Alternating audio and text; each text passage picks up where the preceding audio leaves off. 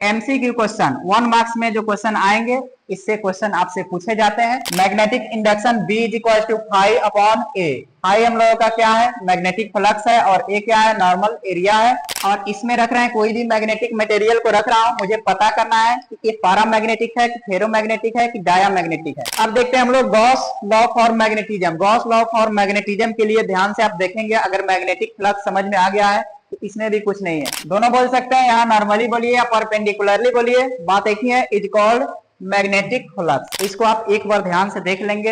ये फॉर्मूला भी आपके ऑब्जेक्टिव में भी पूछे जाते हैं और सब्जेक्टिव में भी पूछे जाते हैं। यहाँ से देखेंगे, ये हम लोग का जो डायग्राम है, प्लस क्यू और माइनस क्यू एक दूसरे से 2a के डिस्टेंस पर सेपरेट है। अब हम लोग देखते हैं magnetic field at axial point of a dipole. किसी भी डाइपोल के अंदर आपसे क्वेश्चन पूछा जाएगा मैग्नेटिक फील्ड लाइंस क्या होता है, एंड राइट द 4 प्रॉपर्टीज और 5 properties of the magnetic field lines. 2 marks में पूछा जाता है कि magnetic field lines never intersect each other, why, इसका रीजन पूछा जा सकता है। तो ये दोनों का नॉर्थ पोल और नॉर्थ पोल एक ही साइड में है, तो ये दोनों को हम लोग क्या बोलेंगे, आपस में लाइक पोल है। एक इंड्स जो होगा आपका नॉर्थ में चला जाएगा और सेकेंड इंड्स जो होगा इसका साउथ में चला जाएगा, हमेशा कभी भी रोटेट करके छोड़ेंगे। हेलो स्टूडेंट्स, द बिगेटर में आपका स्वागत है, जहां पर हम लोग क्लास 12 फिजिक्स के कंप्लीट वन शॉट कर रहे हैं सारे चैप्टर्स का।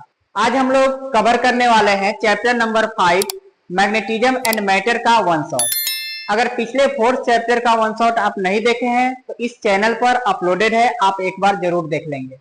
अब बात कर रहे हैं कि इस चैप्टर को अगर आप वॉच करते हैं, इस चैप्टर्स का वन शॉट को अगर आप कंप्लीट करते हैं तो आपके बोर्ड एग्जाम में जितने भी क्वेश्चंस पूछे जाएंगे इस चैप्टर से, वो सारे क्वेश्चन का आंसर आप इजिली कर पाएंगे। तो आइए देखते हैं हम लोग इस चैप्टर का फर्स्ट टॉपिक हम लोगों का मैग्नेट। तो मैग्नेट की अगर बात कर रहे हैं तो हम लोग पिछले चैप्टर में भी मैग्नेट का थोड़ा सा डिस्कशन किए हुए थे। अभी हम लोग मैग्नेट फिर से एक बार देख लेते हैं कि एक ऐसा मटेरियल होता है जिसके पास एट्रैक्टिव और डायरेक्टिव दोनों प्रॉपर्टीज होती है। जैसे एट्रैक्टिव प्रॉपर्टी से ये होगा कि जितना भी मैग्नेटिक मटेरियल होता है, जैसे आपका आयरन हो गया, कोबाल्ट हो गया, निकेल हो गया, इसको अपनी तरफ अट्रैक्ट करता है। तो अट्रैक्ट करने की जो प्रॉपर्टीज होती है उसको मैग्नेटिज्म बोलते हैं, और ये जो मटेरियल होते हैं उसको हम लोग मैग्नेट बोलते हैं। तो आइए देखते हैं, एक बार मैग्नेट की बातें कर रहे हैं तो हम लोग देखते हैं कि magnet those material which has both attractive and directive properties. It attracts small pieces of iron, nickel, cobalt etcetera. This properties of attraction is called magnetism. ये जो अट्रैक्शन की जो प्रॉपर्टीज होती है इसी प्रॉपर्टीज को हम लोग बोलते हैं मैग्नेटिज्म बोलेंगे। And this material is called magnet, और ये जो मटेरियल होगा इसको हम लोग मैग्नेट बोलते हैं। जैसे बात कर रहे हैं, अब यहाँ पर एक बार छोटा सा पॉइंट है, देखेंगे कि पैरामैग्नेटिक मटेरियल, ये ऐसे भी हम लोग आगे फिर से पढ़ेंगे डिटेल्स में, लेकिन अभी समझ लेंगे कि paramagnetic material iron, nickel, cobalt है, और इसको हम लोग क्या बोल सकते हैं, मैग्नेटिक मटेरियल भी हम लोग बोलते हैं। तो मैग्नेटिक मटेरियल किसको बोलेंगे, थोड़ा सा इसका डेफिनेशन समझ लेते हैं कि मैग्नेटिक मटेरियल किसको बोलते हैं। एक ऐसा मटेरियल जो मैग्नेट के तरफ अट्रैक्ट हो जाए, उस मटेरियल को हम लोग बोलते हैं मैग्नेटिक मटेरियल। और ये सब मैग्नेटिक मटेरियल है, इसको हम लोग पैरामैग्नेटिक मटेरियल भी बोलते हैं। अब देखिए, अब समझ लेते हैं कि हम लोग का कोई भी मैग्नेट है, जैसे ये समझ लेते हैं हम लोगों का कोई मैग्नेट है, ये बिल्कुल आपका रेक्टेंगुलर शेप में है, तो एक साइड आपका नॉर्थ हो गया और सेकेंड साइड आपका साउथ हो गया। कोई भी मैग्नेट के पास 2 पोल होता है, और 2 पोल में इसमें एक हो गया नॉर्थ पोल और एक हो गया साउथ पोल।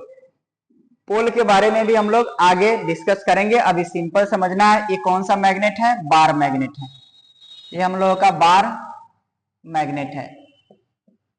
ये कोई भी मैग्नेटिक मटेरियल को अपने तरफ अट्रैक्ट करेगा, और इसके पास ये जो इंटरनल प्रॉपर्टीज होता है इसी प्रॉपर्टीज को मैग्नेटिज्म बोलते हैं। आइए अब हम लोग देखते हैं कि टाइप्स ऑफ मैग्नेट की अगर बातें किया जाएगा, तो मेनली अगर बात किया जाएगा टाइप्स ऑफ मैग्नेट, तो बहुत सारा टाइप्स होता है, लेकिन इसमें कुछ कुछ जो इंपॉर्टेंट टाइप्स होते हैं जो हम लोगों को पढ़ना है, उसके बारे में हम लोग अभी जानेंगे। जैसे बार मैग्नेट है, तो बार मैग्नेट है एक बार के शेप में होता है। बार मैग्नेट जो है एक बार के शेप में होता है, और ये बार हो सकता है आपका रेक्टेंगुलर बार हो, या ये हो सकता है सर्कुलर शेप में, जैसे सिलिंड्रिकल शेप होता है, तो सिलिंड्रिकल के सिलेंडर के शेप में भी मैग्नेट हो सकता है। जैसे देखेंगे यहाँ bar magnet, it is a bar of circular और रेक्टेंगुलर क्रॉस सेक्शन, इसका क्रॉस सेक्शन या तो रेक्टेंगुलर हो जाएगा या फिर से हम लोगों का सर्कुलर हो जाएगा, या तो आपका सिलेंडर के शेप में आ जाए या फिर से रेक्टेंगुलर शेप में भी आता है, तो उसको हम लोग बोलते हैं बार मैग्नेट। जैसे समझने के लिए देखेंगे, ये ऐसे अगर रहता है, अगर ऐसे बात किया जाएगा कि ऐसे हम लोगों का अगर आता है,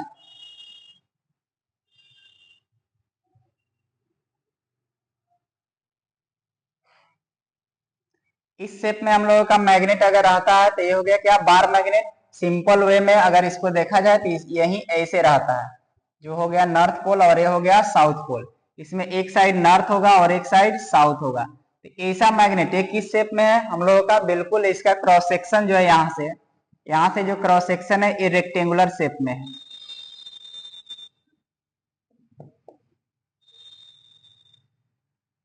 रेक्टेंगुलर है, इसका जो क्रॉस सेक्शन एरिया है, ये जो क्रॉस सेक्शन एरिया ए है, ये क्या है, बिल्कुल रेक्टेंगुलर है, ये भी रेक्टेंगुलर है। कभी कभी ऐसे भी हम लोगों का बार मैग्नेट मिलेगा। यहाँ पर इसका जो क्रॉस सेक्शन एरिया होगा ये बिल्कुल क्या होगा, सर्कुलर होगा। इसका जो क्रॉस सेक्शन एरिया कैसा है, सर्कुलर शेप में है। तो इसको ऐसा जो भी मैग्नेट दिखेगा इसको हम लोग बोलते हैं बार मैग्नेट। अब बात कर रहे हैं हम लोग मैग्नेटिक नीडल का। तो मैग्नेटिक नीडल के बारे में अगर जानेंगे हम लोग, तो देखिए, it is a thin magnetised steel needle having pointed ends and it is pivoted at its centre so that it is a free to rotate in a horizontal plane. ये एक बार देख लीजिए और इसके बाद में इसके बारे में समझते हैं कि जैसे यहाँ पर बात किया जा रहा है मैग्नेटिक नीडल, तो हम लोग देखते हैं मैग्नेटिक नीडल की अगर बातें किया जाएगा तो ऐसे समझने का ट्राई करेंगे। ये हम लोगों का क्या है, मैग्नेटिक नीडल है, ऐसे समझिए। ये हम लोगों का क्या हो गया, मैग्नेटिक नीडल हो गया। एक साइड हम लोगों का क्या होगा, नॉर्थ पोल और एक साइड होगा साउथ पोल, और इसके बीच में सेंटर से हम लोगों को पिवोटेड कर दिया गया है और इसको ऐसा पिवोटेड किया गया है कि ये फ्री टू रोटेट, ये फ्री रहेगा बिल्कुल रोटेट करने के लिए। अब ये देखिए, यही मैग्नेटिक नीडल है, बहुत ज्यादा पतला होता है और ये स्टील का बना होता है और इसका काम क्या है, डायरेक्शन को डिटेक्ट करना। ये मैग्नेट का बना होता है, बहुत ही पतला सा मैग्नेट होता है। जब इसको मूव करा देंगे, जैसे इसको मूव कराएंगे, इसे समझिए कि यहाँ पर हम लोगों का ये मैग्नेटिक नीडल मैंने बना दिया इसका स्टील का मैग्नेटिक नीडल। अब यहाँ पर देखिए कि इसको बिल्कुल क्या करते हैं, मूव करा देते हैं। मूव कराने के बाद जब छोड़ेंगे तो इसका जो डायरेक्शन है, जिस डायरेक्शन को डिटेक्ट करेगा, तो वो जो डायरेक्शन होगा नॉर्थ होगा, और एक जिस डायरेक्शन में इसका एक इंड्स जो होगा आपका नॉर्थ में चला जाएगा और सेकेंड इंड्स जो होगा इसका साउथ में चला जाएगा। हमेशा कभी भी रोटेट करके छोड़ेंगे तो फर्स्ट इंड इसका नॉर्थ में जाएगा और सेकेंड इंड इसका साउथ में चला जाएगा। तो ये हम लोगों का हो गया मैग्नेटिक नीडल। यहां तक आप एक बार देख लेंगे, फिर हम लोग नेक्स्ट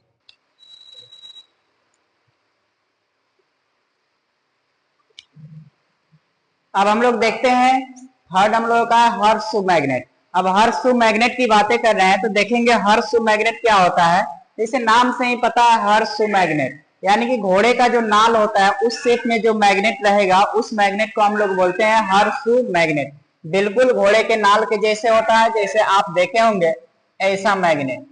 कभी आप देखे होंगे ऐसा मैग्नेट, जब भी आप कॉलेज में आप जाते हैं तो वहां पर प्रैक्टिकल कराने के टाइम में ऐसे मैग्नेट आपको देखने को मिल सकता है। तो एक साइड होता है नॉर्थ पोल और एक साइड होता है आपका साउथ पोल।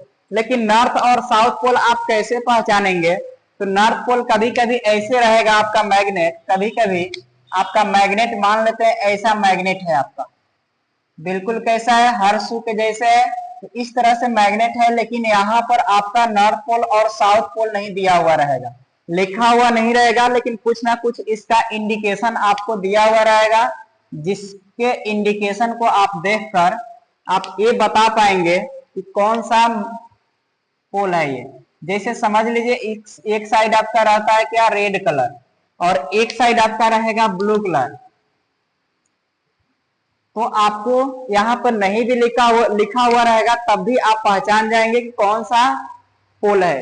यहाँ पर रेड कलर जहां भी रहेगा ये हमेशा कौन सा पोल होता है, नॉर्थ पोल, और जहां ब्लू कलर रहेगा ये हमेशा होता है आपका साउथ पोल। तो यहाँ पर आपका साउथ पोल ब्लू कलर से इंडिकेट करते हैं हम लोग, रिप्रेजेंट करते हैं, और जहां आपका रेड कलर रहेगा ये हो जाता है हम लोगों का नॉर्थ पोल। तो इस शेप में रहेगा तो हर्ष हो जाएगा, किसी शेप में भी रह सकता है, ऐसे भी रह सकता है। ये मेनली आपको लेबोरेटरी में साइंटिस्ट लोग यूज करते हैं वहां पर, फिर इंडस्ट्री में भी इसका यूज किया जाता है। चलिए अब इसके बाद देखते हैं हम लोगों का है ball ended magnet. Ball ended magnet, ये भी नाम से आपको पता होगा कि एक बार मैग्नेट होगा, उसके दोनों इंड पर एक स्फेरिकल बॉल, बिल्कुल स्फेरिकल शेप में जो स्फीयर होता है वो स्फेरिकल बॉल जो है कनेक्टेड रहेगा, उसको हम लोग बोलते हैं बॉल इंडेड मैग्नेट। समझने के लिए देखते हैं हम लोगों का ये हो जाएगा, ऐसे एक मैग्नेट है, बार मैग्नेट है, और इसके दोनों इंड पर ऐसे बिल्कुल क्या रहेगा, एक स्फेरिकल शेप में रहेगा। एक साइड हो जाएगा हम लोगों का नॉर्थ पोल और एक साइड हो जाएगा क्या, साउथ पोल। ये दोनों साइड बिल्कुल स्फेरिकल बॉल है। क्या है, स्फेरिकल बॉल्स है। तो ये हो गया हम लोगों का ball ended magnet. Ball ended magnet हो गया, ये बॉल इंडेड मैग्नेट हो गया। अब छोटा सा एक बात करना है इसमें कि इसका तो हम लोग बात कर लिए कि लेबोरेटरी में मेनली साइंटिस्ट लोग कुछ प्रैक्टिकल करने के लिए यूज करते हैं या कुछ रिसर्च करना होता है उस टाइम यूज किया जाता है। अब एक बार मैग्नेट है, तो बार मैग्नेट का यूज कहां पर किया जाता है, आजकल मेडिकल में आप जाते हैं, जहां पर भी बड़े बड़े हॉस्पिटल में आप जाते हैं तो कोई चीज का स्कैनिंग करना होता है तो आजकल एमआरआई किया जाता है। तो एमआरआई मशीन जो होता है उसमें आपका यही मैग्नेट का यूज किया गया रहता है, बार मैग्नेट का यूज किया गया रहता है। एमआरआई करने के लिए इसका यूज किया जाता है। या फिर से अगर बात करेंगे जितना भी इलेक्ट्रॉनिक सामान है, जैसे आपका मोबाइल फोन, स्पीकर, इस सब में भी हम लोगों का यूज किया जाता है। तो बार मैग्नेट वहां पर इलेक्ट्रॉनिक सामान में, चाहे इलेक्ट्रॉनिक सामान आपका छोटा हो या बड़ा हो, तो वहां हम लोगों का यूज क्या किया जाता है, बार मैग्नेट का ही यूज किया जाता है। तो इस प्रकार से हम लोगों का मेनली जो टाइप्स था मैग्नेट का ये हम लोग पढ़ लिए। अब इसके बाद हम लोग देखते हैं प्रॉपर्टीज ऑफ मैग्नेट।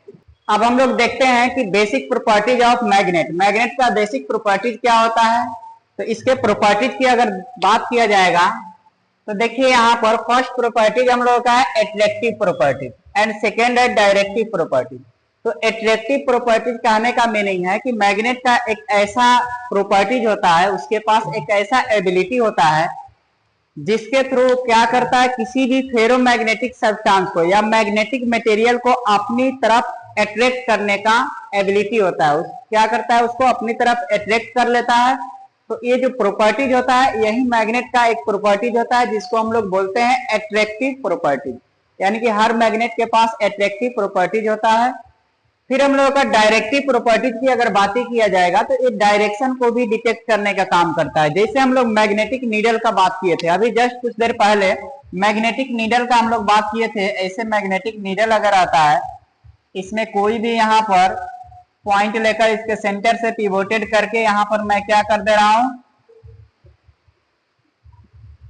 किसी स्टैंड से खड़ा कर दे रहा हूं। अब खड़ा करने के बाद इसको मूव करा दूंगा। मूव कराने के बाद जैसे मैं मूव कराऊंगा, मूव कराने के बाद इसका एक तो इंड होगा वो नॉर्थ के डायरेक्शन को डिटेक्ट करेगा, इंडिकेट करेगा, और एक इंड होगा इसके साउथ के डायरेक्शन को इंडिकेट करेगा।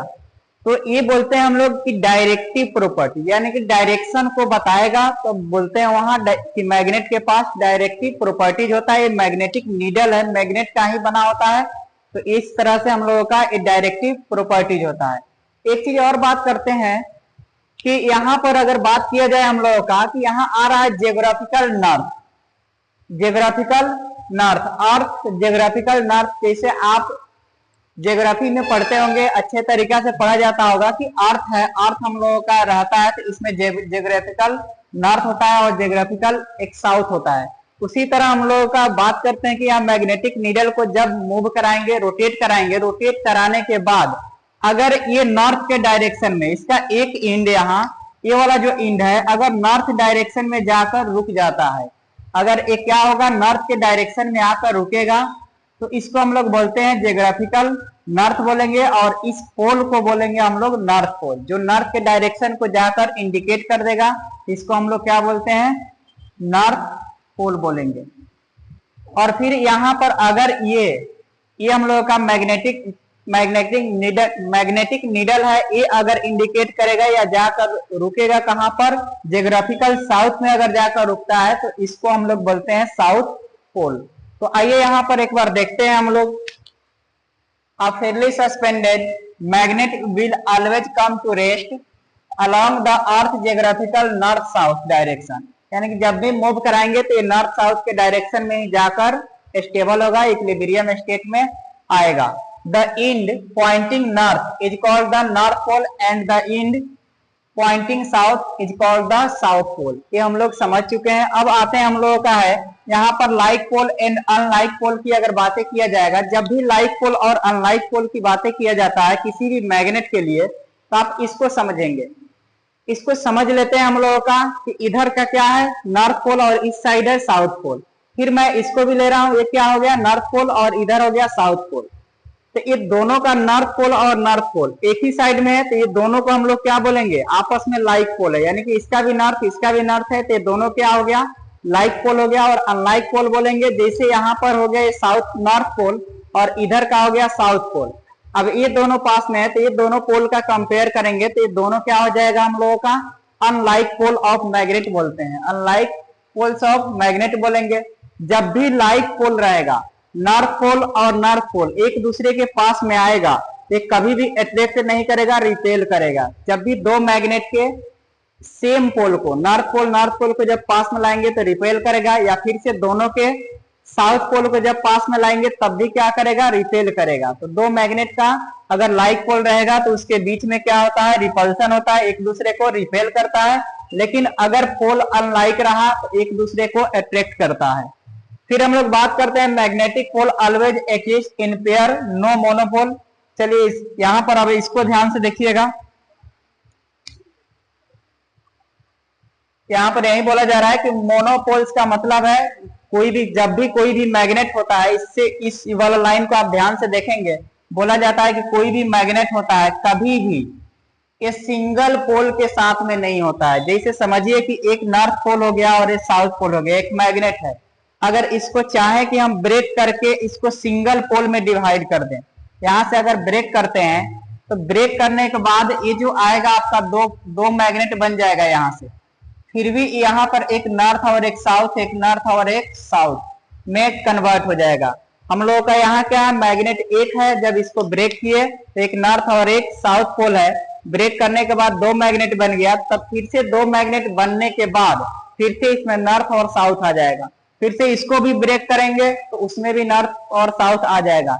यानी कि एक मैग्नेट को जितना भी स्मॉल पीसेज में ब्रेक करेंगे तो हर एक पीस में नॉर्थ पोल और साउथ पोल रहेगा। तो यही बोला गया है कि कभी भी कोई भी मोनोपोल्स वाला मैग्नेट नहीं होता है, ऐसा कभी भी एग्जिस्टिंग कोई भी मैग्नेट नहीं करता है कि जिसके पास सिंगल पोल हो।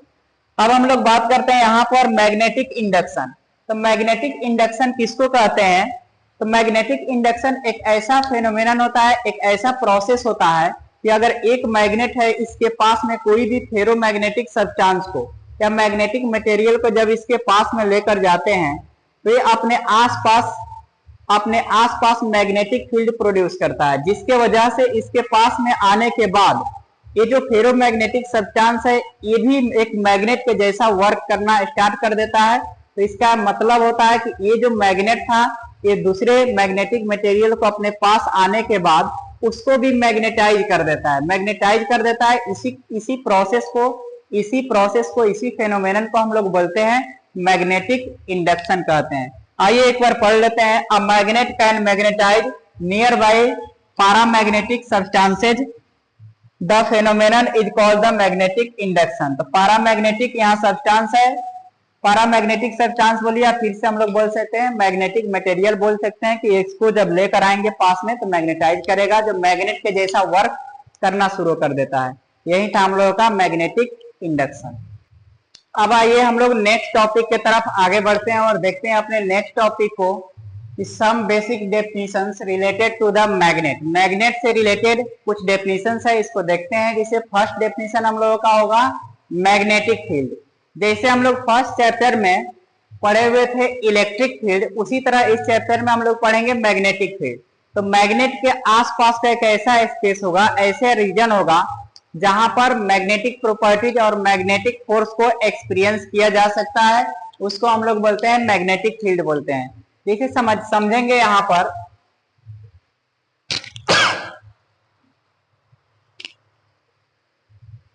जैसे कि आप ध्यान से देखेंगे कि एक मैग्नेट है, यहां पर हम लोग कौन सा मैग्नेट ले लेते हैं, एक बार मैग्नेट मैं ले ले रहा हूं। ये हम लोगों का बार मैग्नेट है, ये नॉर्थ पोल हो गया और इधर साउथ पोल हो गया। ये मैग्नेट के पास में एक ऐसा रीजन होगा, एक ऐसा रीजन होगा इधर, जहां पर हम लोग क्या करेंगे, किसी भी मैग्नेटिक मटेरियल को, ये क्या हम लोगों का मैग्नेटिक मटेरियल है, ये मैग्नेटिक मटेरियल है, इसको जब इसके पास में लेकर आएंगे तो एक ऐसा पॉइंट आएगा जहां से ये जो मैग्नेट है, बार मैग्नेट है, उसको अपनी तरफ अट्रैक्ट करना स्टार्ट कर देगा। तो यहाँ पर हम लोग फोर्स भी एक्सपीरियंस करेंगे, फोर्स भी फील करेंगे। तो जहां तक, जिस पॉइंट तक, जिस रीजन तक ये एक्सपीरियंस कर पाएंगे, यही जो रीजन होगा इसी को बोलते हैं मैग्नेटिक फील्ड बोलते हैं। अब सेकेंड देखते हैं हम लोगों का है यूनिफॉर्म मैग्नेटिक फील्ड। सेम ऐसा ही समझना है कि यूनिफॉर्म मैग्नेटिक फील्ड में भी यही होता है कि एक ऐसा मैग्नेटिक फील्ड होगा जिसके ईच पॉइंट पर मैग्नेटिक फील्ड का मैग्नीट्यूड एंड डायरेक्शन सेम रहेगा। ईच पॉइंट पर क्या रहेगा, मैग्नीट्यूड एंड डायरेक्शन सेम रहेगा, उसको हम लोग बोलते हैं यूनिफॉर्म मैग्नेटिक फील्ड बोलते हैं। एक बार पढ़ लेते हैं यहाँ क्या लिखा हुआ है, पढ़ेंगे। अ magnetic field having same magnitude and direction at all given points is called uniform magnetic field. अब हम लोग देखते हैं कहाँ, मैग्नेटिक पोल। तो मैग्नेटिक पोल का बात किया जाएगा तो किसी भी मैग्नेट का दो इंड होता है, वो दो इंड जहां पर मैग्नेटिक स्ट्रेंथ सबसे ज्यादा होती है, उसी को तो हम लोग बोलते हैं पोल ऑफ मैग्नेट। मैग्नेट का पोल होता है, एक बार देख लेते हैं। यहाँ पर magnetic poles are two region at the ends of a magnet where the magnetic field is strongest. यानी कोई भी मैग्नेट है, उसके इंड पर दो ठो ऐसा रीजन होता है जो दोनों इंड पर होता है, और वहां पर मैग्नेटिक फोर्स जो होगा, मैग्नेटिक फील्ड और मैग्नेटिक फोर्स दोनों ही स्ट्रांग होता है, उसको हम लोग बोलते हैं मैग्नेटिक पोल बोलते हैं। अब आ जाते हैं हम लोग मैग्नेटिक एक्सिस।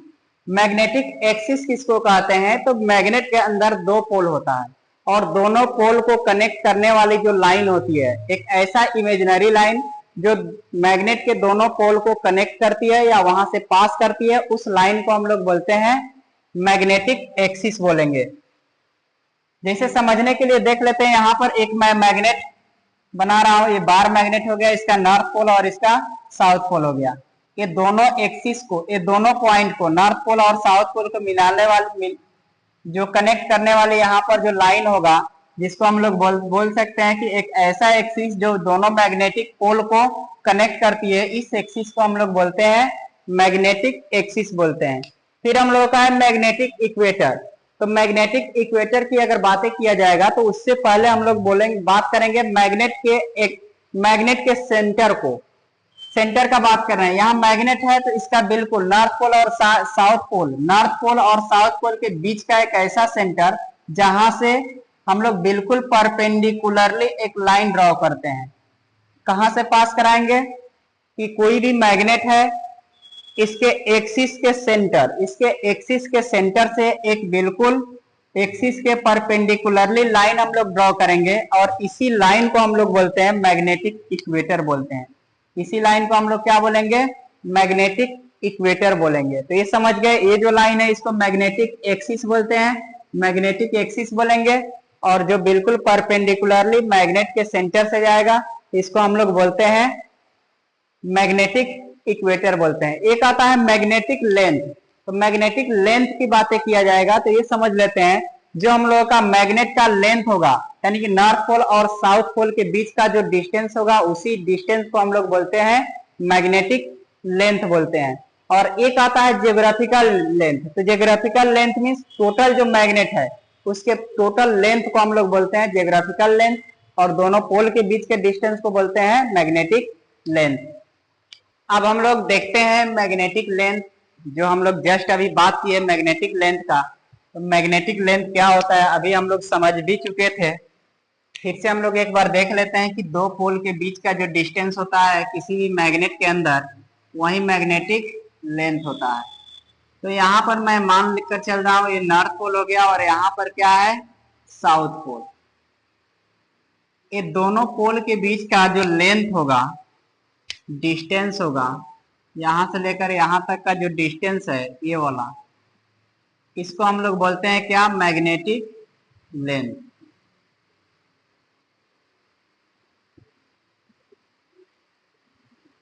ये हम लोगों का है मैग्नेटिक लेंथ है। अब बात करेंगे, एक आएगा जियोग्राफिकल लेंथ।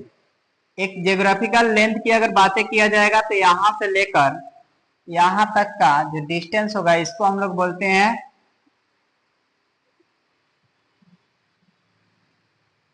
Geographical length. तो ये हम लोगों का क्या हो गया, जियोग्राफिकल लेंथ हो गया। तो यही यहाँ लिखा हुआ है कि the distance between two poles of a magnet is called magnetic length. और ये जो मैग्नेटिक लेंथ है, ये वाला जो डिस्टेंस है, ये बहुत ही थोड़ा सा, बहुत इसके कंपेयर में थोड़ा सा ज्यादा डिस्टेंस होता है किसका, जियोग्राफिकल लेंथ का। या इसको ऐसे भी बोल सकते हैं, जियोग्राफिकल लेंथ के कंपेयर में मैग्नेटिक लेंथ स्लाइटली लेस होता है। स्लाइटली क्या होता है, कम होता है। तो ये हो गया हम लोगों का जियोग्राफिकल लेंथ। उसके बाद मैग्नेटिक लेंथ जो है कैसे फाइंड करते हैं, तो ये फॉर्मूला है, आप याद कर लेंगे वैल्यू को।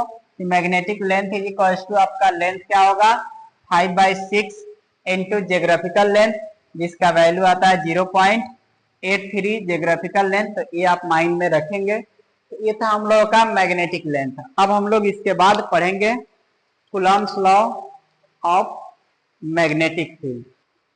देखते हैं अब analogy to magnetic field.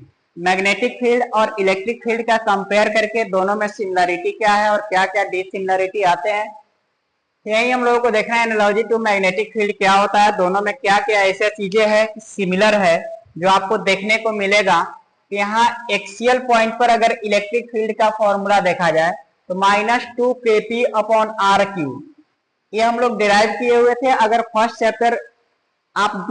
Chapter का अगर वन शॉट आप देखे होंगे तो उसमें बताया गया है, और उसका डेरिवेशन में भी हम लोग डिराइव किए हुए हैं कि इलेक्ट्रिक फील्ड एक्सियल पॉइंट पर फाइंड करने के बाद -2 kp आर क्यू।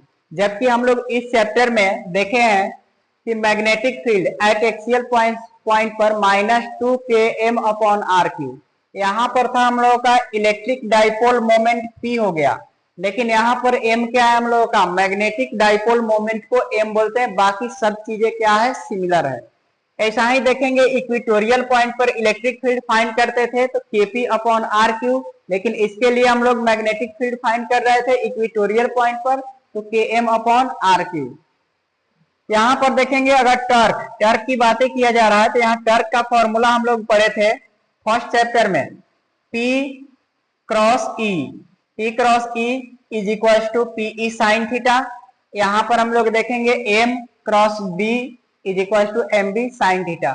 यहाँ पर केवल क्या हम लोगों का रिप्लेस हो रहा है, M। यहाँ मैग्नेटिक डाइपोल मोमेंट है, तो यहाँ पर हम लोगों का क्या है, इलेक्ट्रिक डाइपोल मोमेंट है।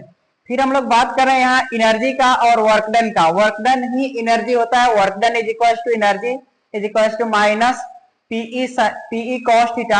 यहाँ पर work done is equal to U is equal to minus MD cos theta.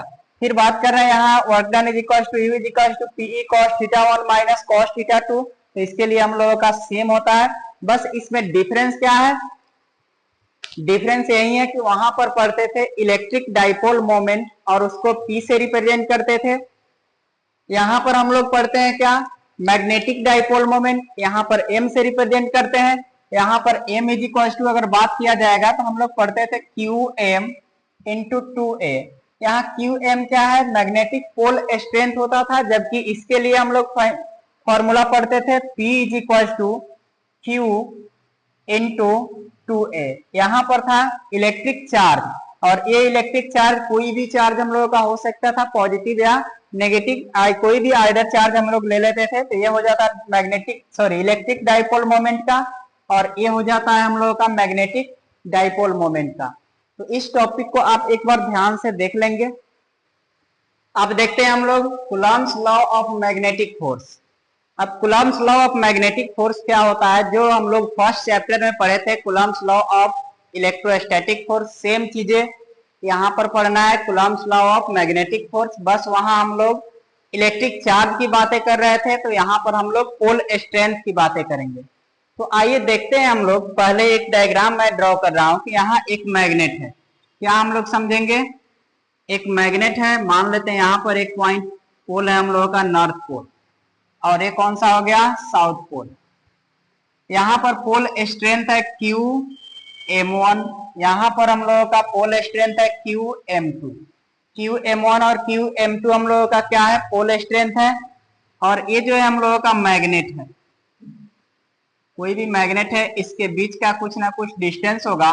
तो ये जो डिस्टेंस को हम लोगों को मानना है, तो क्या एज्यूम कर लेते हैं, ये जो डिस्टेंस है दोनों के बीच का डिस्टेंस R है। अब ध्यान से देखेंगे कि हम लोगों को क्या करना है, इसको अब एक बार पढ़ते हैं कि according to this law the force of attraction और force of repulsion between two magnetic poles, ये दोनों मैग्नेटिक पोल्स के बीच का जो हम लोगों का फोर्स ऑफ अट्रैक्शन या force of repulsion, force of attraction या फोर्स ऑफ रिपल्सन जो है, इसको हम लोग बोल सकते हैं मैग्नेटिक फोर्स। क्या बोल सकते हैं हम लोग, मैग्नेटिक फोर्स हम लोग बोल सकते हैं। फोर्स ऑफ अट्रैक्शन और फोर्स ऑफ रिपल्सन को क्या बोल सकते हैं हम लोग, मैग्नेटिक फोर्स बोलते हैं। It directly proportional to the product of their pole strength, ये दोनों जो पोल स्ट्रेंथ है दोनों के प्रोडक्ट के डायरेक्टली प्रोपोर्शनल होता है।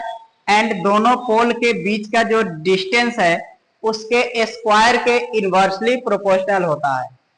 अब इसके अकॉर्डिंग देखा जाएगा, हम लोग मान लेते हैं, यहाँ पर एज्यूम कर लेते हैं कि let us take QM and QM2 are two pole strength which are distance r apart, then force will be. अब देखते हैं फोर्स क्या है, दोनों पोल स्ट्रेंथ है एक दूसरे से जो सेपरेट है, कितना हम सेपरेट जो है R डिस्टेंस से सेपरेट है। अब यहाँ पर देखिए F की अगर बातें किया जाएगा तो F डायरेक्टली प्रोपोर्शनल टू, और F है क्या, तो मैग्नेटिक फोर्स है। तो मैग्नेटिक फोर्स को हम लोग रिप्रेजेंट करते हैं B से, मैग्नेटिक फील्ड को रिप्रेजेंट करते हैं B से, और मैग्नेटिक ये फोर्स है तो FB मैंने लिख दिया। और यहाँ पर प्रोडक्ट की बातें चलेगा तो QM1 इंटू QM2, इसको मैं इक्वेशन फर्स्ट एज्यूम कर ले रहा हूं। फिर अब देखिए, फिर से बोला गया है डिस्टेंस के स्क्वायर के इनवर्सली प्रोपोर्शनल, FB जो है inversely proportional to R square है, इसको मैं इक्वेशन सेकेंड मान ले रहा हूं। अब दोनों को क्या करेंगे, कंबाइन करेंगे। On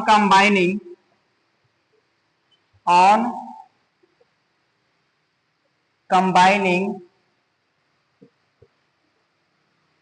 equation first and second, first और सेकेंड को हम लोग कंबाइन करेंगे तो क्या आ जाएगा, यहां से देखेंगे तो FB directly proportional to QM1 QM2 upon R square. इसके बाद हम लोग क्या लिख सकते हैं, FB इज इक्वल टू हम लोग लिख सकते हैं, जब भी इक्वल साइन से यहाँ पर इस सिंबल को रिप्लेस करते हैं तो कोई ना कोई कांस्टेंट आता है। इस कांस्टेंट का नाम लिख सकते हैं QM1 QM2 upon R square. तो आपका एक फॉर्मूला ये हो जाएगा। या फिर से अगर K का वैल्यू पुट कर देंगे तो K का वैल्यू जैसे हम लोग पुट करेंगे तो FB इज इक्वल टू आ सकता है हम लोगों का mu naught upon 4 pi QM1 QM2 by R square. यहाँ पर हम लोगों का K का बात किया जाएगा, K क्या है, K का वैल्यू म्यू नॉट अपॉन 4 पाई है, और यहाँ पर K को हम लोग बोल सकते हैं मैग्नेटिक कांस्टेंट, मैग्नेटिक कांस्टेंट। तो ये था हम लोगों का Coulomb's law of magnetic force. इस प्रकार से इसको हम लोग कवर कर लिए। एक बार ध्यान से इसको आप देख लेंगे। तो आइए हम लोग अपने नेक्स्ट टॉपिक को देखते हैं, magnetic dipole and magnetic dipole moment. इसी दो कंसेप्ट को हम लोगों को पढ़ना है और ध्यान से देखेंगे कि मैग्नेटिक डाइपोल क्या होता है। मैग्नेटिक डाइपोल की जब भी बात किया जाएगा तो इससे पहले हम लोग जानते हैं मैग्नेटिक स्ट्रेंथ। ऐसे समझेंगे ये हम लोगों का एक मैग्नेट है। कौन सा मैग्नेट है? बार मैग्नेट है। और बार मैग्नेट है तो एक हम लोगों का नॉर्थ पोल रहेगा और एक हम लोगों का साउथ पोल रहेगा। यहाँ पे नॉर्थ हो गया और इधर साउथ हो गया। अब ध्यान से देखिए, दो पोल रहेगा, लेकिन इसी पोल पे, नॉर्थ पोल पे हम लोगों का क्या होगा, यहाँ पर एज्यूम कर लेते हैं। अब ऐसे समझेंगे, ये तो समझने के लिए था नॉर्थ पोल और साउथ पोल। अब ध्यान से देखते हैं कि यहाँ पर जो पॉइंट है यही हम लोगों का मैग्नेटिक पोल स्ट्रेंथ है। इसको मैं लेट कर ले रहा हूं QM। मैग्नेटिक पोल स्ट्रेंथ यहाँ पर हो गया QM और इधर हो गया हम लोगों का क्या, QM माइनस QM। दो पोल स्ट्रेंथ हो गया, नॉर्थ पोल और साउथ पोल होता है, तो यहाँ नॉर्थ पोल पे हम लोगों का पोल स्ट्रेंथ QM हो गया और साउथ पोल पे pole strength Q minus QM हो गया। तो दो पोल स्ट्रेंथ है। अब बोला जाएगा कि यहाँ दोनों के बीच का जो डिस्टेंस, दोनों पोल स्ट्रेंथ के बीच का जो डिस्टेंस होगा 2a होगा। क्या होगा हम लोगों का? 2a होगा। तो इसको हम लोग कैसे बोलेंगे कि जब दो पोल स्ट्रेंथ एक दूसरे से 2a के डिस्टेंस पर, या बोल सकते हैं सर्टेन डिस्टेंस पर अगर एक दूसरे से सेपरेट होता है तो ये जो बनता है यही हम लोग कहलाएगा क्या, मैग्नेटिक डाइपोल। इसी को हम लोग क्या बोलेंगे, मैग्नेटिक डाइपोल। एक बार पढ़ते हैं और देखते हैं हम लोग। बोला गया an arrangement of two equal and opposite magnetic poles, two equal and opposite magnetic poles separated by a small distance. और ये स्मॉल डिस्टेंस क्या है, 2a का डिस्टेंस पर है। Small distance 2a is called a magnetic dipole. तो ये हम लोग पढ़ लिए। यहाँ पर ध्यान से देख लिए, ये जो डायग्राम है ड्रॉ हम लोग कर दिए कि two equal and opposite pole strength है, एक दूसरे से 2a के डिस्टेंस पर है, तो ये इसको हम लोग कहेंगे मैग्नेटिक डाइपोल। अब आते हैं हम लोग मैग्नेटिक डाइपोल मोमेंट। अब मैग्नेटिक डाइपोल मोमेंट की बातें करेंगे तो मैग्नेटिक डाइपोल मोमेंट को हम लोग रिप्रेजेंट करते हैं m से। यहाँ पर देखते हैं, एक हम लोग ले लेते हैं बार मैग्नेट। यहाँ पर भी मैं क्या ले रहा हूं, एक बार मैग्नेट हो गया, इसका पोल स्ट्रेंथ QM और यहाँ पर पोल स्ट्रेंथ हो गया माइनस QM। ये दोनों एक दूसरे से 2a के डिस्टेंस पर है, एक दूसरे से 2a के डिस्टेंस पर है। अब बात किया जाएगा इसका जो पोल स्ट्रेंथ है और ये जो डिस्टेंस है, तो दोनों पोल स्ट्रेंथ में से कोई भी एक पोल स्ट्रेंथ और ये दोनों पोल स्ट्रेंथ के बीच का जो डिस्टेंस होगा, ये दोनों के प्रोडक्ट को ही हम लोग बोलते हैं मैग्नेटिक डाइपोल मोमेंट। तो यही एक बार देख लेते हैं, the product of either pole strength and magnetic length is called magnetic dipole moment. अब मैग्नेटिक लेंथ तो हम लोगों का यही है 2a। अब इसी को लिखने का जो तरीका है तो हम लोग लिख सकते हैं, यहां पर लिख सकते हैं हम लोग magnetic dipole moment. Magnetic dipole moment is equals to either pole strength into distance between both pole strength. Simple मैं लिख रहा हूं, यहां पर हो गया डिस्टेंस। ये हम लोग लिख सकते हैं, मैग्नेटिक पोल स्ट्रेंथ को रिप्रेजेंट करते हैं m से। तो m इज इक्वल टू हम लोगों का हो गया QM, कोई भी ले सकते हैं, QM इंटू 2a।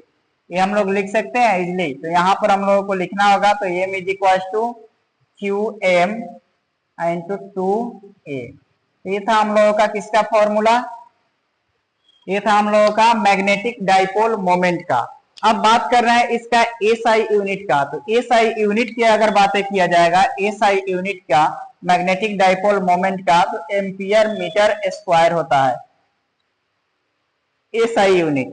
अब यहाँ पर देखिए मैग्नेटिक डाइपोल मोमेंट है, ये हम लोगों का एक वेक्टर क्वांटिटी होता है। Magnetic dipole moment vector quantity होता है और इसके डायरेक्शन की बातें किया जाएगा तो हमेशा होता है साउथ पोल टू नॉर्थ पोल।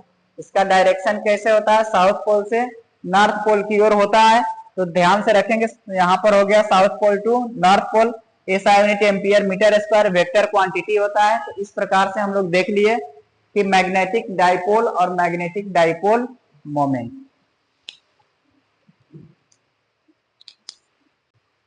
अब हम लोग देखते हैं next topic, magnetic field and magnetic field lines. ये दो टॉपिक को देखते हैं। ध्यान से देखेंगे कि मैग्नेटिक फील्ड क्या होता है कि कोई भी एक मैग्नेट है, कोई भी मैग्नेट हो सकता है, ये हम लोग का या बार मैग्नेट हो या हर्ष मैग्नेट हो या फिर से किसी टाइप का मैग्नेट हो।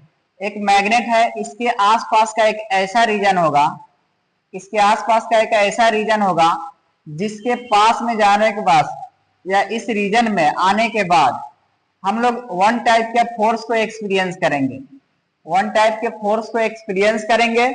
जहां तक एक्सपीरियंस करेंगे, ये जो रीजन होगा इसी रीजन को हम लोग बोलते हैं मैग्नेटिक फील्ड। एक बार देखते हैं यहाँ कि a region around the magnet in which experience a force is called magnetic field and this force is called magnetic force. ये जो फोर्स है, इस फोर्स को हम लोग मैग्नेटिक फोर्स कहते हैं। अब हम लोग देखते हैं magnetic field lines. Magnetic field lines की अगर बातें किया जाएगा तो ये जो मैग्नेटिक फील्ड है, ये जो मैग्नेटिक फील्ड है, इसी को रिप्रेजेंट करने के लिए एक इमेजिनरी लाइन को ड्रॉ करते हैं, एक इमेजिनरी लाइन को ड्रॉ करते हैं, उसी को हम लोग बोलते हैं magnetic field lines. Imaginary line कहने का मीनिंग है ऐसा कुछ एग्जिस्ट नहीं करता है, ऐसा हम लोग सोचते हैं, एक्सपीरियंस करते हैं कि ऐसा होता होगा, लेकिन रियल में ऐसा कुछ नहीं होता है। जिसे समझने के लिए देखते हैं, ये हम लोग का एक मैग्नेट है। कौन सा मैग्नेट है, बार मैग्नेट। इधर इस साइड हम लोगों का नॉर्थ पोल हो गया, इधर साउथ पोल हो गया। अब इसके लिए मैग्नेटिक फील्ड लाइन ड्रॉ करना होगा। तो यहाँ पर मैं समझ रहा हूँ कि ये पॉइंट है और ये पॉइंट है, यहाँ से हम लोगों को देखना है तो ऐसे आएगा। फिर यहाँ से देखेंगे तो हम लोगों का मैग्नेटिक फील्ड लाइन ऐसे आ जाएगा। यहाँ पर आप ध्यान से देखेंगे, ऐसे हम लोगों का मैग्नेटिक फील्ड लाइंस होगा। ये बिल्कुल ही इमेजिनरी लाइंस होता है। अब ये देखेंगे यहां से ऐसे,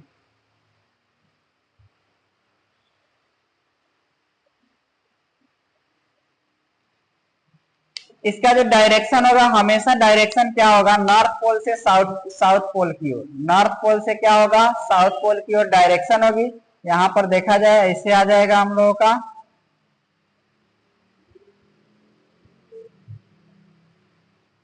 ये है हम लोगों का मैग्नेटिक फील्ड लाइंस। ये जो लाइन हम लोग ड्रॉ किया है इसको क्या बोलेंगे,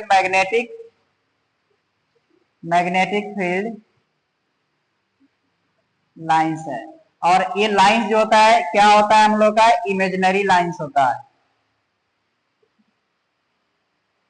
इमेजिनरी लाइंस होता है। तो यही इमेजिनरी लाइंस है, इसी को हम लोग बोलते हैं मैग्नेटिक फील्ड लाइंस। एक बार देखते हैं, those imaginary lines which represent magnetic fields around a magnet are called magnetic field lines. These are paths covered by the small north pole strength when allowed them to move freely, यानी कि move करने के लिए freely allow करता है। तो ये था हम लोगों का मैग्नेटिक फील्ड लाइंस। एक बार डायग्राम को समझ लेंगे और यही हम लोगों का कंप्लीट हुआ। अब नेक्स्ट टॉपिक की तरफ आगे बढ़ते हैं और देखेंगे हम लोगों का नेक्स्ट टॉपिक है bar magnet as an equivalent solenoid. एक बार मैग्नेट है और एक सोलेनॉइड है। इसके लिए मैग्नेटिक फील्ड हम लोगों का, मैग्नेटिक मोमेंट का बात किया जाएगा और मैग्नेटिक फील्ड का बात किया जाएगा। तो दोनों के बीच में कैसे इक्विवेलेंसी है, इक्विवेलेंट कैसे एक दूसरे के साथ, तो इसको हम लोग देखते हैं। देखेंगे यहाँ एक सोलेनॉइड है, यहाँ पर हम लोगों का एक क्या है, मैग्नेटिक फील्ड लाइंस है। यहाँ पर मैग्नेटिक फील्ड लाइंस का डायरेक्शन देखा जाए यहाँ पर तो नॉर्थ पोल से साउथ पोल, यहाँ पर भी देखा जाएगा तो हम लोगों का नॉर्थ पोल और साउथ पोल। ये हम लोगों का है बार मैग्नेट, इसको हम लोग क्या बोलेंगे, ये बार मैग्नेट है। लेकिन यहाँ पर हम लोगों का ये क्या है, ये सोलेनॉइड है। दोनों के लिए अगर बोला जाएगा मैग्नेटिक फील्ड लाइंस ड्रॉ करने की बातें आएगा तो दोनों ही सेम मैग्नेटिक फील्ड लाइंस है। लेकिन यहां पर अगर बात करते हैं, एक बार हम लोग पढ़ लेते हैं कि magnetic moment of a bar magnet is equal to the magnetic moment of an equivalent solenoid that produce the same magnetic field। दोनों का मैग्नेटिक फील्ड क्या होगा, सेम होगा। अब यहाँ पर देखते हैं हम लोगों का, यहाँ पर मैग्नेटिक मोमेंट हम लोगों का क्या है, मैग्नेटिक मोमेंट का अगर बात किया जाएगा बार मैग्नेट के लिए तो m इंटू 2a हो गया। और यहाँ पर देखेंगे हम लोग मैग्नेटिक मोमेंट सोलेनॉइड के लिए NI ए। ये फॉर्मूला को आप माइंड में रखेंगे तो दोनों का जो एक फॉर्मूला है, यही फॉर्मूला डिफरेंट इसी फॉर्मूला के बीच में डिफरेंस होता है, बाकी हर एक चीज हम लोगों का सेम होता है। ये आपके एग्जाम में पूछा जाएगा तो 2 मार्क्स में पूछे जाते हैं, 2 मार्क्स में पूछे जाते हैं। इसको आप एक बार ध्यान से देख लेंगे, बस कुछ नहीं करना है, इसमें केवल आपको डायग्राम ड्रॉ कर देना है और इसको लिख देना है, और ज्यादा इसमें कुछ नहीं करना है बस। आइए अब हम लोग देखते हैं मैग्नेटिक फील्ड लाइंस के प्रॉपर्टीज को देखते हैं यहाँ कि properties of magnetic field lines क्या होता है, क्योंकि अभी हम लोग मैग्नेटिक फील्ड लाइंस को पढ़ लिए। अब देखते हैं हम लोग प्रॉपर्टीज क्या होता है। प्रॉपर्टीज सबसे पहले हम लोग देखते हैं, डायग्राम ड्रॉ कर रहे हैं, ये समझेंगे हम लोगों का एक क्या है, मैग्नेट है। ये मैग्नेट हम लोगों का बार मैग्नेट है, एक साइड हम लोगों का नॉर्थ पोल हो गया तो सेकेंड साइड हम लोग सेकेंड इंड पे हम लोगों का साउथ पोल हो गया। जब भी मैग्नेटिक फील्ड लाइंस को ड्रॉ करना होगा तो ऐसे मैग्नेटिक फील्ड लाइंस को ड्रॉ करेंगे।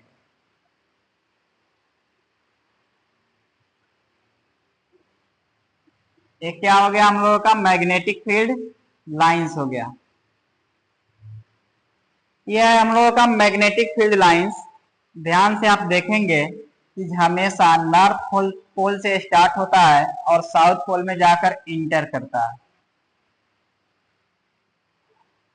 ये कब होता है, जब मैग्नेट के आउटसाइड रहेगा तो। अब बात कर रहे हैं इसके अंदर की तरफ, अगर ऐसे रहेगा तो साउथ पोल से स्टार्ट होगा और नॉर्थ पोल के तरफ जाएगा। देखिए यहां पर क्या है, इस डायग्राम को आप देखेंगे कि magnetic field lines outside the magnet, magnet के बाहर हमेशा नॉर्थ पोल से स्टार्ट होगा और जाकर इंटर करेगा साउथ पोल में। तो फर्स्ट प्रॉपर्टीज हो गया।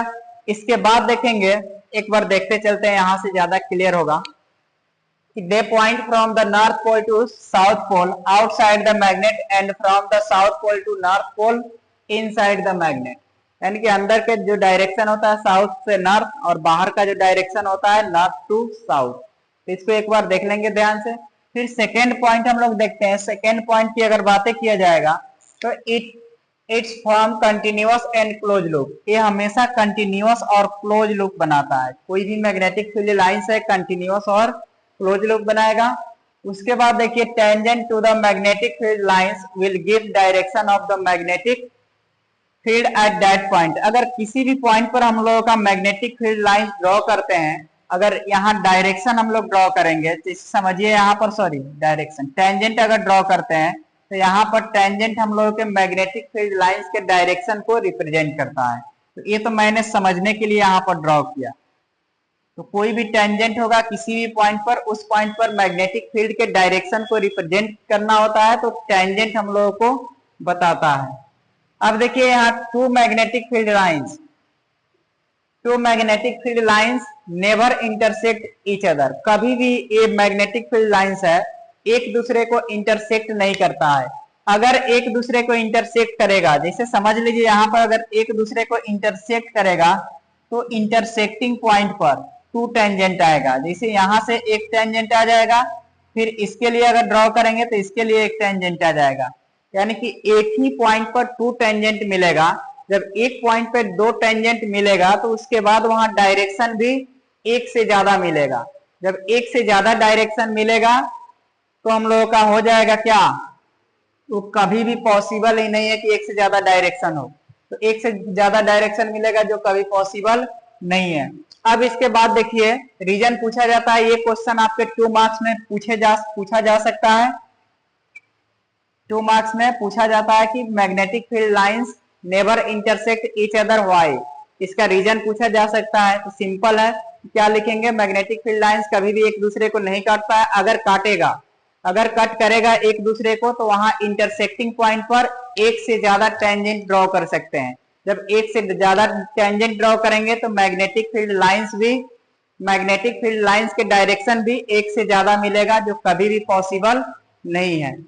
इसके बाद देखते हैं हम लोग next point, no sudden turns और ब्रेक। कभी भी ये ब्रेक नहीं करता है, कंटिन्यूअस होता है। ये तो हम लोग पढ़ लिए, यहीं से हम लोगों का क्लियर हो गया। उसके बाद magnetic field lines closely to each other. अब बोला जा रहा है कि मैग्नेटिक फील्ड लाइन, यहाँ पर मैग्नेटिक फील्ड लाइन जितना ज्यादा एक दूसरे को क्लोज होगा, पास में होगा, वहां पर मैग्नेटिक स्ट्रेंथ बोला जाएगा सबसे ज्यादा होगा। जहां मैग्नेटिक फील्ड लाइंस एक दूसरे के क्लोज होगा, वहां पर मैग्नेटिक स्ट्रेंथ ज्यादा होगा। और जहां मैग्नेटिक फील्ड लाइंस के बीच का जो डिस्टेंस होगा ज्यादा होगा, डिस्टेंस ज्यादा होगा, तो वहां पर मैग्नेटिक स्ट्रेंथ वीक होगा, कम होगा। तो ये हम लोग पढ़ लिए, यहाँ पर एक बार ध्यान से देख लेंगे। तो ये था हम लोगों का मैग्नेटिक फील्ड लाइंस के प्रॉपर्टीज। आपसे क्वेश्चन पूछा जाएगा मैग्नेटिक फील्ड लाइंस क्या होता है, एंड राइट द 4 प्रॉपर्टीज और 5 properties of the magnetic field lines. नहीं क्या हो तो फिल्टर वोल्टरों में वही लगा हुआ। ठीक बात। आइए अब हम लोग देखते हैं, इस टॉपिक को देखते हैं। जस्ट अभी हम लोग पढ़े इस टॉपिक को, मैग्नेटिक फील्ड। अब हम लोग मैथमेटिकली इसको कैसे पढ़ सकते हैं मैग्नेटिक फील्ड को, तो डिफाइन करना होगा। तो समझेंगे कि हम लोगों का पोल स्ट्रेंथ है, एक मैग्नेट, कोई मैग्नेट है, इस मैग्नेट का एक पोल स्ट्रेंथ क्या है, यहाँ पर है। इसके बीच का जो डिस्टेंस है, इसको मैं एज्यूम कर ले रहा हूं कि आर है। यहाँ पर क्यू एम नॉट, यहाँ हो गया क्यू एम। ये मैग्नेट है, कोई भी बार मैग्नेट है, इसका पोल स्ट्रेंथ एक का हो गया क्यू एम और एक का हो गया क्यू एम नॉट। इसको बोलते हैं हम लोग टेस्ट पोल स्ट्रेंथ। क्या बोलेंगे हम लोग, टेस्ट पोल स्ट्रेंथ बोलेंगे। यहाँ पर एक बार पढ़ेंगे, it is magnetic force per the unit test pole strength is called magnetic field हम लोग बोल सकते हैं। जब भी मैग्नेटिक फील्ड का बात किया जाएगा तो हम लोगों का मैग्नेटिक फोर्स जो होगा per unit test pole strength हो जाएगा यहाँ पर। तो हम लोगों को लिखना होगा, तो कैसे लिख सकते हैं, यहाँ पर मैग्नेटिक फील्ड का formula, magnetic field is equals to magnetic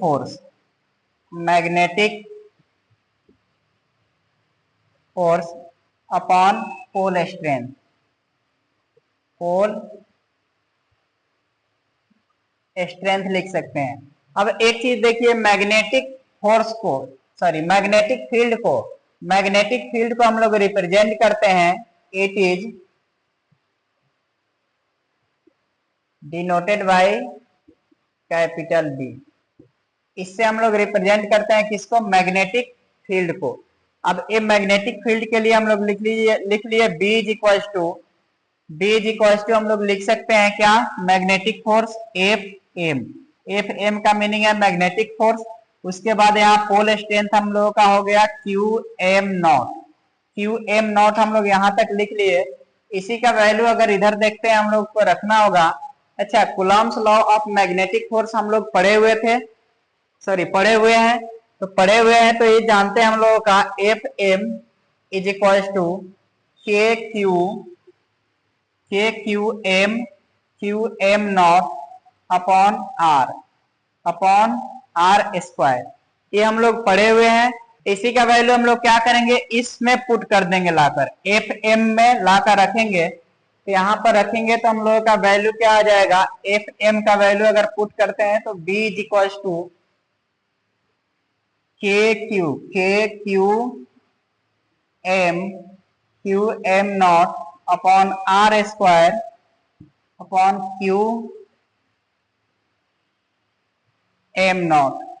ये वैल्यू पुट कर देंगे। अब यहाँ पर कैलकुलेट करेंगे, कैलकुलेट करने के बाद हम लोगों का क्यू एम से कैंसिल आउट होगा। इसे लिख सकते हैं K Q M not upon R square into 1 upon Q M naught, Q M naught से एम नॉट कैंसिल हुआ, यहाँ पर आ गया हम लोगों का K Q M upon R square. तो ये हम लोगों का किसका वैल्यू आ गया, मैग्नेटिक फील्ड का। तो ये मैग्नेटिक फील्ड का हम लोगों का फॉर्मूला आ गया, इसको माइंड में आप रखेंगे। इसी का यूज करके अब हम लोग क्या फाइंड करेंगे, magnetic field at axial point, magnetic field at equatorial point, उसको हम लोग डिराइव करेंगे। अब ये एक बार ध्यान से आप देख लेंगे।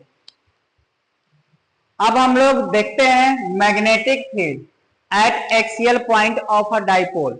किसी भी डाइपोल के अंदर एक्सियल पॉइंट पर हम लोगों को मैग्नेटिक फील्ड फाइंड करना है, उसके लिए इक्वेशन फाइंड करना है।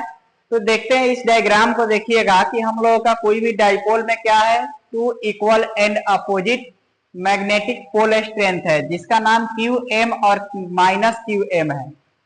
यहाँ पर देखेंगे कि दोनों के बीच का जो डिस्टेंस है 2a है, और इसके सेंटर को अगर लेते हैं, बिल्कुल मिडिल पार्ट को लेंगे, तो इसके मिडिल पार्ट का, जब मिडिल पार्ट का काम ही होता है टू इक्वल पार्ट में डिवाइड करना, तो ये जो डिस्टेंस होगा यहाँ से यहाँ तक का ए हो जाएगा, और यहाँ का डिस्टेंस भी ए होगा, फिर ये डिस्टेंस भी ए, और यहाँ तक का भी डिस्टेंस ए हो जाएगा। इसके एक्सिस पर कोई पॉइंट मैंने पी ले लिया, और पी से इसके सेंटर के बीच का डिस्टेंस आर है।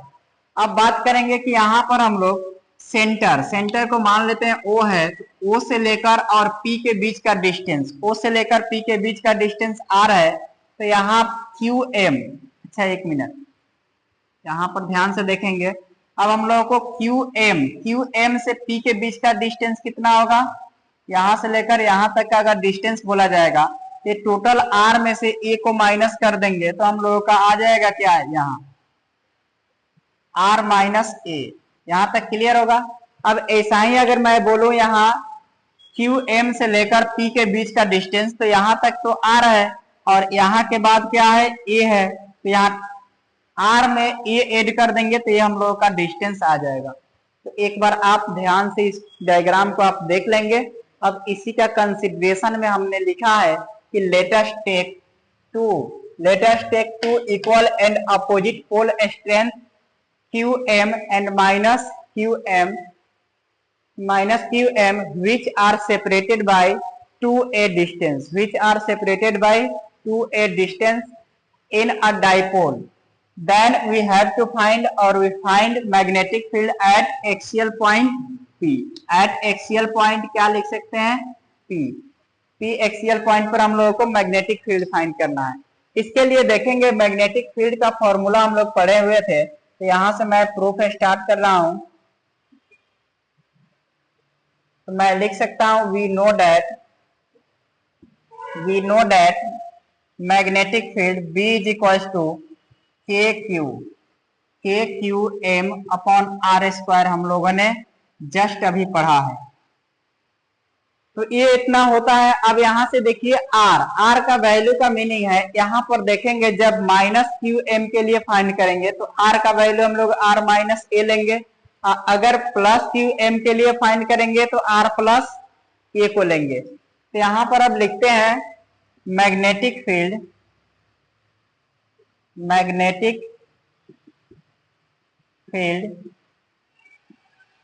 For plus Q M.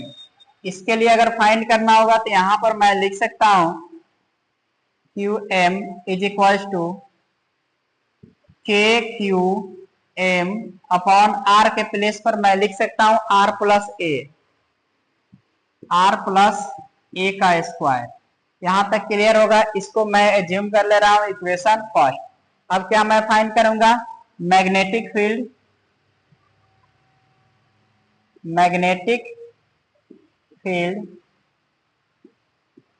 For minus Q M के लिए मैग्नेटिक फील्ड फाइंड करेंगे तो क्या आ जाएगा हम लोगों का कि Q minus Q M is equals to K Q M, और नेगेटिव में है तो माइनस क्यू लिखेंगे, तो माइनस बाहर मैंने कर दिया, आर माइनस ए का स्क्वायर।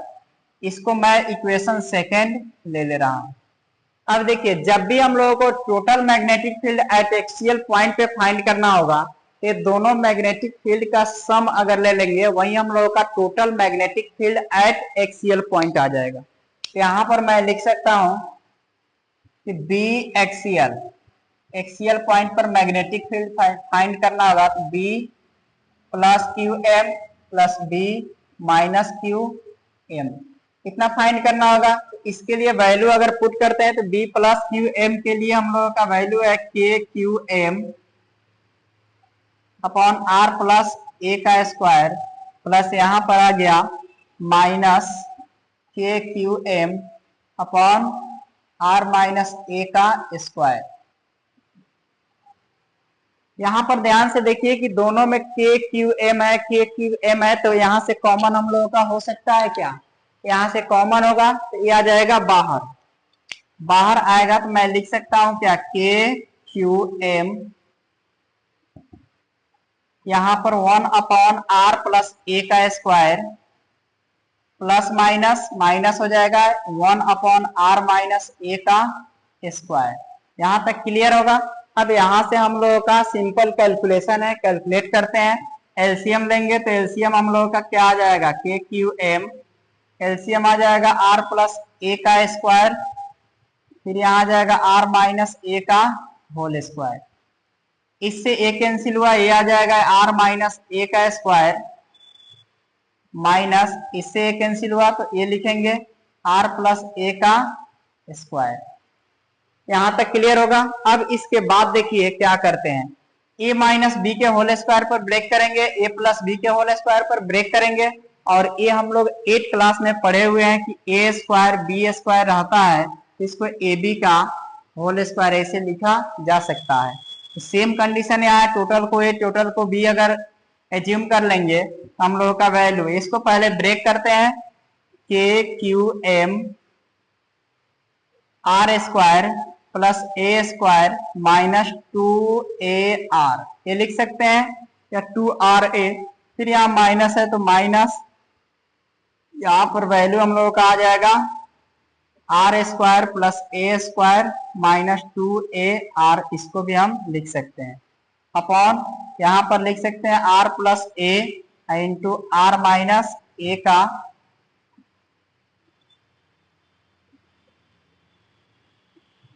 ऐसे लिखा जा सकता है। अब ध्यान से देखेंगे यहाँ, इसके लिए हम लोगों को काम क्या करना है। अब देखिए यहाँ पर कुछ कैंसिल पहले अरेंज एक बार और कर ले रहे हैं। यहीं पर ध्यान से देखिए कि यहाँ पर हम लोग लिखते हैं magnetic field at axial point के लिए, यहाँ पर हम लोगों का आ जाएगा K Q M R square plus A square minus 2AR minus R square minus A square minus 2AR। इतना लिखने के बाद यहाँ पर देखेंगे ध्यान से, a प्लस बी और a माइनस बी है, तो A square minus B square लिख सकते हैं। यहाँ पर लिख सकता हूँ R square minus A square का होल स्क्वायर। कुछ कैंसिल आउट होने वाला है तो इसको कैंसिल आउट करेंगे, या a से a कैंसिल हो जाएगा, r से r भी कैंसिल हो जाएगा, माइनस 2AR माइनस 2AR। यहाँ काम क्या होगा, प्लस होने का काम होगा, तो इसको हम लोग लिख सकते हैं, यहाँ पर हम लोग लिख सकते हैं K Q M into minus बाहर कर लेते हैं, माइनस माइनस, अच्छा यहाँ पर आ गया आपका 4AR upon R square minus A square का होल स्क्वायर। क्या हम लोग ये भी लिख सकते हैं क्या, इसी को लिखना होगा क्यू एम और इसमें से 2 बाहर आएगा minus K Q M into 2A, यहाँ पर मैं लिख सकता हूँ 2 है तो 2, और इसके बाद हम लोगों का वैल्यू आ जाएगा R, ऐसे लिखा जा सकता है। जब ऐसे हम लोग लिखेंगे, यहाँ आ गया R square minus A square का होल स्क्वायर। अब देखिए ये मैग्नेटिक डाइपोल मोमेंट का फॉर्मूला है, QM2A, एम का फॉर्मूला होता है, मैग्नेटिक डाइपोल मोमेंट का फॉर्मूला है। तो यहाँ पर आप ध्यान से देखेंगे, मैं यहाँ पर सर्कल बना रहा हूं इस समझने के लिए, आप अपने कॉपी में नहीं बनाएंगे। तो तो ये समझने के लिए m के इक्वल होता है, किसके इक्वल होता है, ये m के इक्वल होता है। तो इसको m में हम लोग कन्वर्ट करेंगे, तो जैसे m में यहाँ कन्वर्ट करेंगे तो हम लोगों का वैल्यू आ जाएगा magnetic field axial is equal to, लिख सकता हूं क्या मैं, माइनस के, टू बाहर आ जाएगा, minus 2k M R upon R square minus A square का होल स्क्वायर। ये आप माइंड में रखेंगे। ये फॉर्मूला हम लोगों का आ गया एट एक्सियल पॉइंट पर, ये आ गया हम लोगों का एक्सियल पॉइंट पर। फॉर वेरी शॉर्ट डाइपोल के लिए अगर देखें तो फॉर वेरी शॉर्ट डाइपोल, एक यहाँ पर मैं लिख रहा हूं, उसके नीचे आप लिखेंगे तो आप ध्यान से देखेंगे यहाँ कि फॉर वेरी शॉर्ट डाइपोल के लिए, अगर डाइपोल हम लोगों का बहुत छोटा हो जाए, यहाँ पर मैं लिख रहा हूं फॉर वेरी शॉर्ट डाइपोल। अगर बहुत ज्यादा डाइपोल हम लोगों का शॉर्ट हो जाए तो इसका मीनिंग है आर का वैल्यू है ए से बहुत ज्यादा बड़ा हो जाए, ए से क्या हो जाए, बहुत ज्यादा बड़ा हो जाए। तो यहाँ ए इज इक्वल टू लगभग जीरो हम लोग वैल्यू पुट करेंगे। यहाँ मैग्नेटिक फील्ड का value -2k M R upon, यहाँ पर वैल्यू जब जीरो रख देंगे, आर स्क्वायर माइनस जीरो का स्क्वायर का होल स्क्वायर। इसको लिखने का तरीका हम लोगों का क्या आ जाएगा, -2k M R upon R का पावर 4, 1r से 1r कैंसिल होगा, तो यहाँ पर आ जाएगा हम लोगों का magnetic field is equal to -2k M upon R cube. ये था फॉर वेरी शॉर्ट डाइपोल के लिए मैग्नेटिक फील्ड। तो ये आप एक बार ध्यान से देखेंगे, ये जो डेरिवेशन है, ये डेरिवेशन आपसे पूछे जा सकते हैं 5 मार्क्स में। ये था हम लोगों का एक्सियल पॉइंट पर, एक बार इसको ध्यान से आप देख लेंगे। अब हम लोग देखते हैं magnetic field at equatorial point of a dipole. अभी हम लोग जस्ट इसके पहले पढ़े एक्सियल पॉइंट पर मैग्नेटिक फील्ड कैसे फाइंड करते हैं। अब हम लोग पढ़ेंगे इक्वेटोरियल पॉइंट पर मैग्नेटिक फील्ड कैसे फाइंड करते हैं। तो एक बार ध्यान से देखेंगे, इसका कंसीडरेशन की अगर बातें किया जाएगा, अगर हम लोग बात करेंगे कंसीडरेशन की, तो जो कंसीडरेशन वहां था सेम टाइप का कंसीडरेशन यहाँ भी होगा। क्या लिखेंगे, लेटस टेक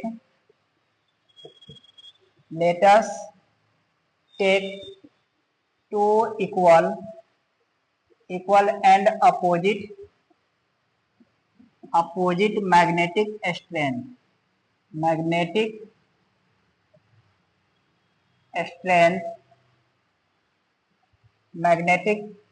नहीं, magnetic pole strength,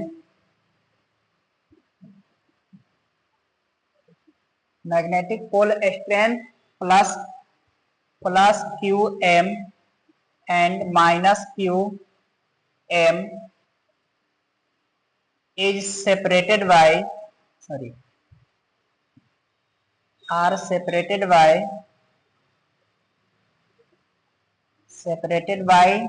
2a distance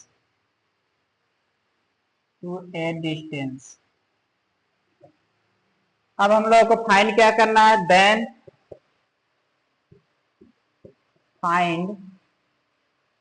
find magnetic field at equatorial point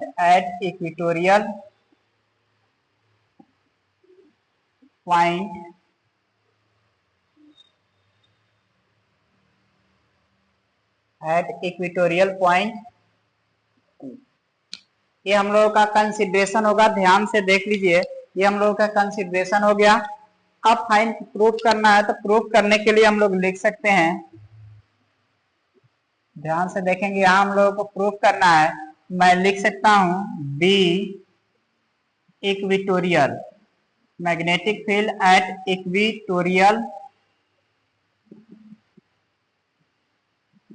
equatorial, इसको बी इक्यू भी लिखा जाता है, इज इक्वल्स टू, हम लोग क्या फाइंड करेंगे, B plus Q M plus B minus Q M.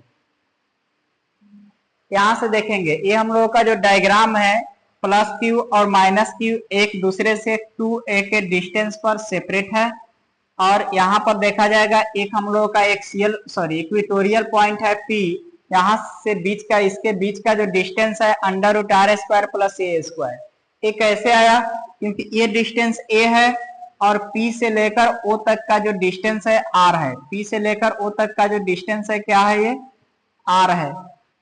अब यहाँ पाइथागोरस थ्योरम अप्लाई करेंगे, 90 डिग्री का एंगल यहाँ बन रहा है, r है, पाइथागोरस थ्योरम अप्लाई करेंगे तो √p² प्लस b² होता है, तो p का वैल्यू r है और b का वैल्यू a है। तो जो डिस्टेंस a होगा वही डिस्टेंस इधर वाला होगा। अगर कंपोनेंट हम लोग लेते हैं, मैग्नेटिक फील्ड का कंपोनेंट लेंगे, a वाला हम लोग का BQM sin थीटा और a वाला हो जाएगा BQM cos थीटा। इसके लिए अब बात कर रहे हैं एक इसके लिए, क्योंकि यहाँ -QM और यहाँ पर आएगा कोई भी हम लोग टेस्ट QM ले सकते हैं। तो यहाँ से यहाँ के बीच का जो डायरेक्शन होगा, यहाँ पर हम लोग का B-QM, इसके लिए हम लोग देखेंगे साइन थीटा का कंपोनेंट B-QM साइन थीटा और इधर हो जाएगा B-QM cos थीटा। तो ये दोनों पॉइंट को देखेंगे एक ही लाइन पर दोनों है, तो जो ये होगा वही ये भी होगा, यानी कि B-QM cos theta is equal to B+QM cos theta हम लोग लिख सकते हैं। तो यहाँ इसका वैल्यू इसी को उठाकर हम यहाँ पर रख दें तो कोई प्रॉब्लम नहीं होना चाहिए, यही हम लोग रख देंगे तो क्या आ जाएगा हम लोगों का, लिख देते हैं यहाँ पर cos थीटा है तो cos थीटा आ गया, यहाँ पर भी cos थीटा है तो cos थीटा कंपोनेंट आ गया। अब इसके बाद हम लोगों को लिखना है तो लिख सकते हैं क्या, B equatorial EQ is equal to 2BQM cos theta हम लोग लिख सकते हैं। यहां तक लिखने के बाद वैल्यू पुट करेंगे किसका, मैग्नेटिक फील्ड का। BQM का फॉर्मूला हम लोग पढ़ते हैं, क्या पढ़ते हैं हम लोग, 2 × KQM अपॉन r²। यहाँ पर r² का वैल्यू देखेंगे तो यहाँ से लेकर यहाँ तक बिंदु पॉइंट P तक का डिस्टेंस जो है, पॉइंट P तक का जो डिस्टेंस है √r² प्लस a² है। ये वैल्यू पुट करेंगे √r² प्लस a² का होल स्क्वायर। यहाँ cos थीटा देखेंगे, अगर हम लोग ट्रिगो पढ़े हुए हैं 10th क्लास में तो यहाँ पता है जब ये थीटा का वैल्यू है तो cos थीटा का वैल्यू अगर मुझे फाइंड करना होगा तो यहाँ पर हम लोग जानते हैं cos थीटा का फॉर्मूला होता है B/H। तो B इसका बेस तो यही है A, तो B का वैल्यू हम लोगों का A है अपॉन यहाँ H का वैल्यू क्या है, √r² प्लस a²। तो यहाँ पर मैं लिख सकता हूँ √r² प्लस a², यहाँ लिख सकता हूँ किसका, cos थीटा का value according to this diagram. यहाँ पर मैं लिख सकता हूँ cos थीटा का value a upon √r² plus a²। यहाँ तक किसी प्रकार की प्रॉब्लम नहीं होनी चाहिए। अब यहाँ से थोड़ी सी कैलकुलेशन मैं करूंगा, मैं लिख सकता हूँ यहाँ 2 या ऐसे लिखता हूँ K × QM × 2a मैं लिख सकता हूँ। इसी को लिखने का वे जो है ऐसे हम लोग लिख सकते हैं, और इसको लिखने का जो तरीका है, जब स्क्वायरिंग इसको करेंगे रूट के अंदर में है तो रूट यहाँ से कैंसिल आउट हो जाएगा, r² प्लस a² हो जाएगा। फिर यहाँ पर अगर देखा जाएगा, जब भी हम लोगों को ऐसा क्वेश्चन मिलता है √x, तो इसको हम लोग ऐसे भी लिखते हैं, x का पावर 1/2 भी लिखा जाता है। जब यहाँ से रूट को एलिमिनेट करेंगे और इसको पावर के फॉर्म में कन्वर्ट करेंगे, एक्सपोनेंट के फॉर्म में कन्वर्ट करेंगे, तो ऐसे हम लोग कन्वर्ट करते हैं। फिर इसको कन्वर्ट करने के बाद हम लोगों का आ जाएगा r² प्लस a² का पावर 1/2 हम लोग लिख सकते हैं। इसका पावर कुछ नहीं तो 1 है। अब दोनों का बेस को देखिएगा, दोनों का बेस सेम है, अगर दोनों का बेस सेम है तो पावर क्या हो जाएगा, ऐड हो जाएगा। यहाँ पर पावर ऐड होगा तो इसको मैं लिख सकता हूं B equatorial is equal to, अच्छा एक और कंसेप्ट यहाँ पर देखेंगे हम लोग जो पढ़े हुए हैं, यहाँ पर magnetic dipole moment. Magnetic dipole moment का जो फॉर्मूला होता है तो QM × 2a, यहाँ पर मैं लिख सकता हूँ क्या, यहाँ पर मुझे लिखना होगा तो मैं लिख सकता हूँ KM upon R square plus A square का पावर 1 प्लस 1/2। क्यों ऐसे लिख सकता हूं? क्योंकि मुझे पता है m इज इक्वल टू होता है क्यू एम इंटू 2a। ये फॉर्मूला हम लोग पढ़ चुके हैं। अब यहां से देखते हैं कैलकुलेट करके। यहां से कैलकुलेट करेंगे तो b equatorial is equal to K M upon R square plus A square का पावर 3/2। इसका कैलकुलेशन एक बार आप ध्यान से देख लीजिएगा। इक्वेटोरियल पॉइंट पर हम लोगों का मैग्नेटिक फील्ड का जो फॉर्मूला है क्या ये आ गया। एक बार ध्यान से इसको देख लेंगे। अब इसके बाद हम लोग देखते हैं कि अगर ये डाइपोल बहुत ज्यादा शॉर्ट हो जाए, ये समझेंगे कि यहाँ प्लस क्यू और माइनस क्यू के बीच का जो डिस्टेंस है बहुत ज्यादा पास में चला जाए, तो उस टाइम ए का वैल्यू आर के कंपेयर में 0 हो जाएगा। आर का वैल्यू ए का वैल्यू आर के कंपेयर में 0 हो जाता है, जिसको हम लोग बोलते हैं for very short dipole. For very short dipole यहां पर मैं लिखता हूं for very short dipole. For very short dipole के लिए अगर मुझे लिखना होगा तो मैं लिख सकता हूं क्या, B E Q is equal to, या ऐसे लिखिए फॉर वेरी शॉर्ट डाइपोल के लिए ए का वैल्यू जो है बहुत ज्यादा स्मॉल हो जाएगा कंपेयर टू आर। तो यहाँ पर a approx value 0। Value put करेंगे B equatorial is equal to K M upon R square plus 0 square. यहाँ तक हम लोग लिख सकते हैं पावर 3/2। इसी को लिखने का जो वे है के एम अपॉन आर स्क्वायर का पावर 3/2। अब यहां से देखिएगा 2 से 2 कैंसिल आउट हो जाएगा। मैं लिख सकता हूं क्या, के एम अपॉन आर का पावर 3। अब इसको मैं इरेज कर रहा हूं। इसी को लिखने का जो तरीका है तो फाइनल हम लोगों का आ जाएगा B equatorial is equal to K M upon R cube, जो फाइनल फॉर्मूला हम लोगों का आ गया शॉर्ट डाइपोल के लिए। तो एक फॉर्मूला इसको और एक फॉर्मूला इसको आप माइंड में रखेंगे जो हम लोगों को डिराइव करना था। तो यही दो फॉर्मूला को हम लोग डिराइव किए जो इक्विटोरियल पॉइंट के लिए मैग्नेटिक फील्ड था किसी भी डाइपोल के अंदर। अब हम लोग अपने नेक्स्ट टॉपिक की तरफ आगे बढ़ते हैं। ध्यान से टॉपिक का नाम देखेंगे कि torque on magnetic dipole kept in uniform magnetic field. इस डायग्राम को एक बार देखने का ट्राई करेंगे कि हम लोग बात कर रहे हैं कि कोई भी डाइपोल में दो equal and opposite magnetic strength है, जिसको हम लोग बोल सकते हैं magnetic pole strength.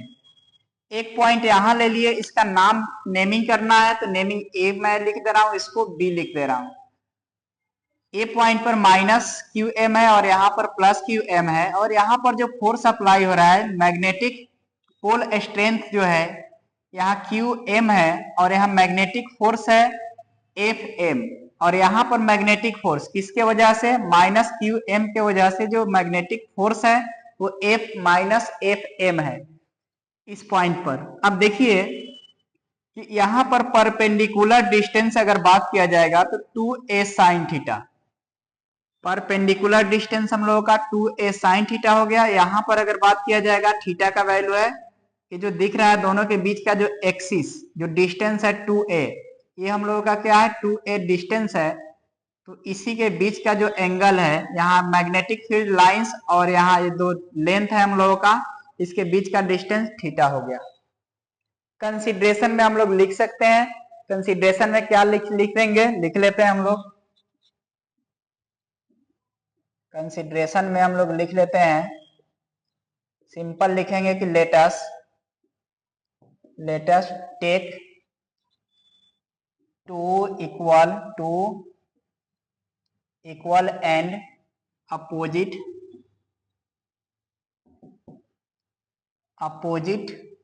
Pole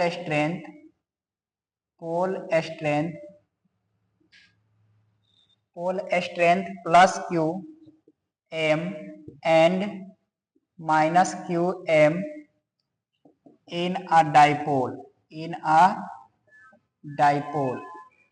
in a dipole at distance 2a। यहां पर लिख दिए। अब हम लोगों को फाइंड क्या करना है, then we have to find torque. Torque हम लोगों को फाइंड करना है, टाउ का वैल्यू फाइंड करना है, किसके लिए, यूनिफॉर्म मैग्नेटिक फील्ड के लिए। अब यहां से पहले हम लोग तो फोर्स फाइंड करते हैं और देखते हैं इस पर नेट फोर्स कितना है। अगर नेट फोर्स की बात किया जाएगा तो हम लोगों का जो नेट फोर्स होगा, F net is equal to find करना होगा, तो क्या लिखेंगे, F M plus F minus M.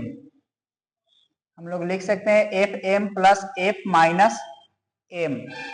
यहां पर हम लोग लिख सकते हैं एफ माइनस एम लिखेंगे, एफ माइनस एम हम लोग लिख सकते हैं। अब एक चीज ध्यान से देखेंगे, यहाँ पर एफ एम का वैल्यू फाइंड करना होगा, एफ एम का वैल्यू फाइंड करना होगा, तो हम लोग लिख सकते हैं क्यू एम और यहाँ पर मैग्नेटिक फील्ड, इक्वेशन फर्स्ट। फिर हम लोगों को एफ माइनस एम का वैल्यू फाइंड करना होगा, तो हम लोग लिख सकते हैं minus Q M B, equation second. कहां से आया माइनस क्यू एम, क्योंकि यहाँ पर देखेंगे माइनस क्यू एम है और यहाँ पर देखेंगे हम लोगों का प्लस क्यू एम है, तो ये हम लोगों का क्या आया, मैग्नेटिक फोर्स का वैल्यू आ गया।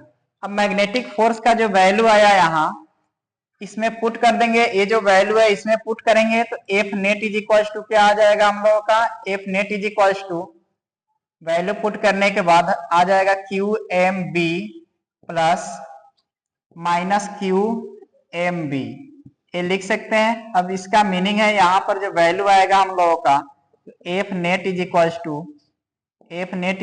To Q M B minus Q M B is equal to 0 के इक्वल आ गया। तो एफ नेट का मीनिंग क्या हुआ, F net is equal to 0, तो इसमें F net is equal to आ गया 0, माइंड में रखेंगे। अब टर्क फाइंड करना है, अगर टर्क की बातें किया जाएगा तो टर्क इज इक्वल टू होता है, टर्क को हम लोग टाउ भी लिखते हैं, टाउ इज इक्वल टू हम लोग लिख सकते हैं आइदर फोर्स इनटू परपेंडिकुलर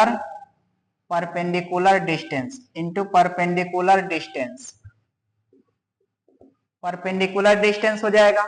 अब यहां से परपेंडिकुलर डिस्टेंस देखेंगे 2a sin थीटा है, और आइदर फोर्स का मीनिंग है इस दोनों फोर्स में से कोई भी एक फोर्स हम लोग ले सकते हैं, लेकिन हमेशा पॉजिटिव की तरफ जाते हैं तो पॉजिटिव चीजें लेते हैं। तो हम लोग लिख सकते हैं यहाँ tau is equal to Q M B into 2a sin theta.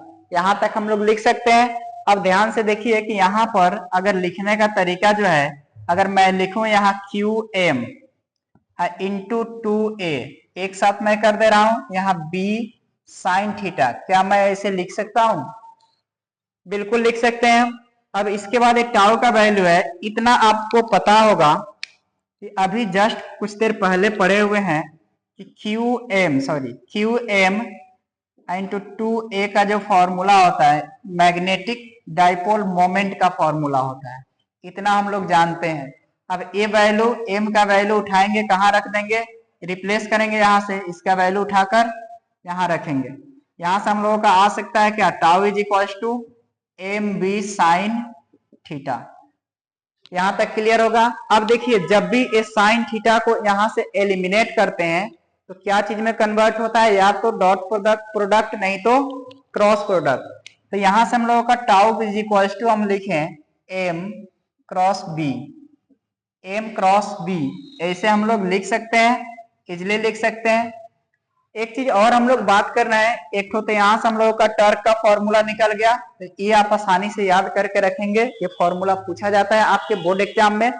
अब एक चीज और ध्यान से देखते हैं कि हम लोग ये भी तो पढ़े हुए हैं ना, टाउ इज इक्वल टू बिना साइन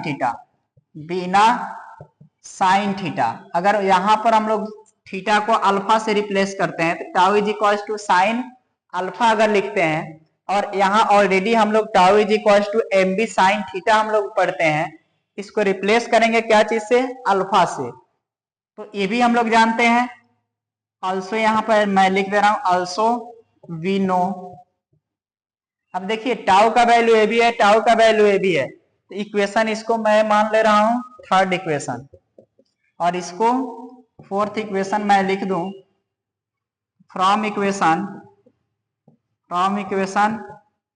थर्ड एंड फोर्थ। ये दोनों इक्वेशन से हम लोग देखेंगे कि क्या आ सकता है हम लोगों का वैल्यू। मैं लिख सकता हूं क्या, M B sine alpha is equals to बीना साइन अल्फा, ये लिखा जा सकता है। अब यहां से देखिए कि हम लोगों का साइन अल्फा कैंसिल आउट हो जाएगा, और यहां से मैग्नेटिक फील्ड का वैल्यू भी कैंसिल हो जाएगा, तो इसका मीनिंग है एम का वैल्यू, ऐसे साइन अल्फा से साइन अल्फा कैंसिल हो गया, फिर हम लोगों का मैग्नेटिक फील्ड से मैग्नेटिक फील्ड भी कैंसिल हो गया, तो यहाँ से एम का जो वैल्यू आएगा, अगर एम का वैल्यू मुझे निकालना होगा, M is equal to N I A, यहाँ पर निया लिख सकते हैं क्या, एन आई ए, या इना भी लिख सकते हैं आई एन ए, तो ये फॉर्मूला को भी आप माइंड में रखेंगे। तो ये था हम लोगों का छोटा सा डेरिवेशन, इसमें दो चीजें था, नेट फोर्स यहाँ हम लोग फाइंड किए यूनिफॉर्म मैग्नेटिक फील्ड में, अगर नेट फोर्स फाइंड करना होगा तो नेट फोर्स हम लोगों का 0 होता है। उसके बाद टर्क हम लोग फाइंड किए, तो टर्क हो गया हम लोगों का एम क्रॉस बी। उसके बाद यही टर्क को ऐसे भी लिख सकते हैं एम बी साइन थीटा, जो यहाँ एंगल हम लोग एज्यूम किए रहेंगे वही एंगल यहाँ लिखेंगे। फिर इस टर्क के फॉर्मूला को और पिछला चैप्टर में जो हम लोग टर्क का फॉर्मूला पढ़े थे, दोनों को कंपेयर करके एक तरह से रिलेशन हम लोग यहाँ पर फाइंड कर लिए, तो यहाँ मैग्नेटिक डाइपोल मोमेंट का जो फॉर्मूला आ गया एन आई ए हो गया। तो ये ध्यान से आप एक बार देख लेंगे।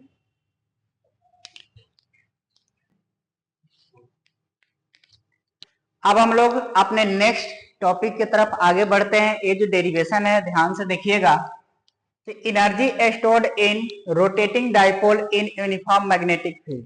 यहाँ पर हम लोगों का क्या है, एक डाइपोल है जो किसी यूनिफॉर्म मैग्नेटिक फील्ड में रोटेट कर रहा है, तो मैं यहाँ पर एज्यूम कर रहा हूं कि हम लोगों का फर्स्ट डाइपोल जो है ये वाला है, यहाँ पर हम लोगों का क्या है, एक पॉइंट है यहाँ पर हो गया क्यू एम, और यहाँ पर हो गया माइनस क्यू एम। पहले ऐसे था थीटा 1, अब ये रोटेट करने के बाद ये कहां पर आ गया, इस पॉइंट पे आ गया, ये माइनस क्यू एम यहाँ आ गया और प्लस क्यू एम यहाँ पर आ गया। यहाँ पर फोर्स की अगर बातें किया जाएगा तो इधर हम लोगों का एफ आ गया, इधर हम लोगों का एफ एम आ गया, और इधर हम लोगों का एफ माइनस एम आ गया। तो ये हम लोगों का था एक यूनिफॉर्म मैग्नेटिक फील्ड में डाइपोल रोटेट करता है, तो इसके लिए हम लोगों को फॉर्मूला एनर्जी डेराइव करना है। तो एनर्जी और वर्क डन दोनों लगभग सेम ही होता है, लगभग क्या सेम ही होता है, क्योंकि अगर बोला जाएगा एनर्जी जितना रहेगा उतना ही वर्क डन होगा, उतना ही हम वर्क कर पाएंगे। तो वर्क डन का फॉर्मूला हम लोगों को पता है कि force into displacement is equal to work done. तो यहीं से हम लोग स्टार्ट करते हैं। अगर प्रूफ करना है, प्रूफ करने के लिए हम लोग क्या करेंगे, we know that force work done W is equal to, मैं क्या लिख सकता हूं, W is equal to force into displacement, ये हम लोग जानते हैं। लेकिन यहाँ फोर्स हम लोगों का क्या होगा, फोर्स हम लोगों का टर्क हो जाएगा। टर्क भी क्या होता है, वन टाइप का फोर्स ही है। तो यहाँ पर फोर्स को हम लोग क्या लिखेंगे, टर्क इनटू डिस्प्लेसमेंट। डिस्प्लेसमेंट में कौन सा है, एंगुलर डिस्प्लेसमेंट है। यहाँ डिस्प्लेसमेंट की बातें किया जाएगा तो एंगुलर डिस्प्लेसमेंट है ये हम लोगों का, यहाँ पर लिखना होगा तो क्या लिखेंगे, एंगुलर डिस्प्लेसमेंट। अच्छा, यहाँ पर थीटा का जो वैल्यू है, इतना थीटा 1 थीटा 2 मैंने लिखा है, तो ये बहुत ज्यादा छोटा होता है, डी थीटा के इक्वल होता है।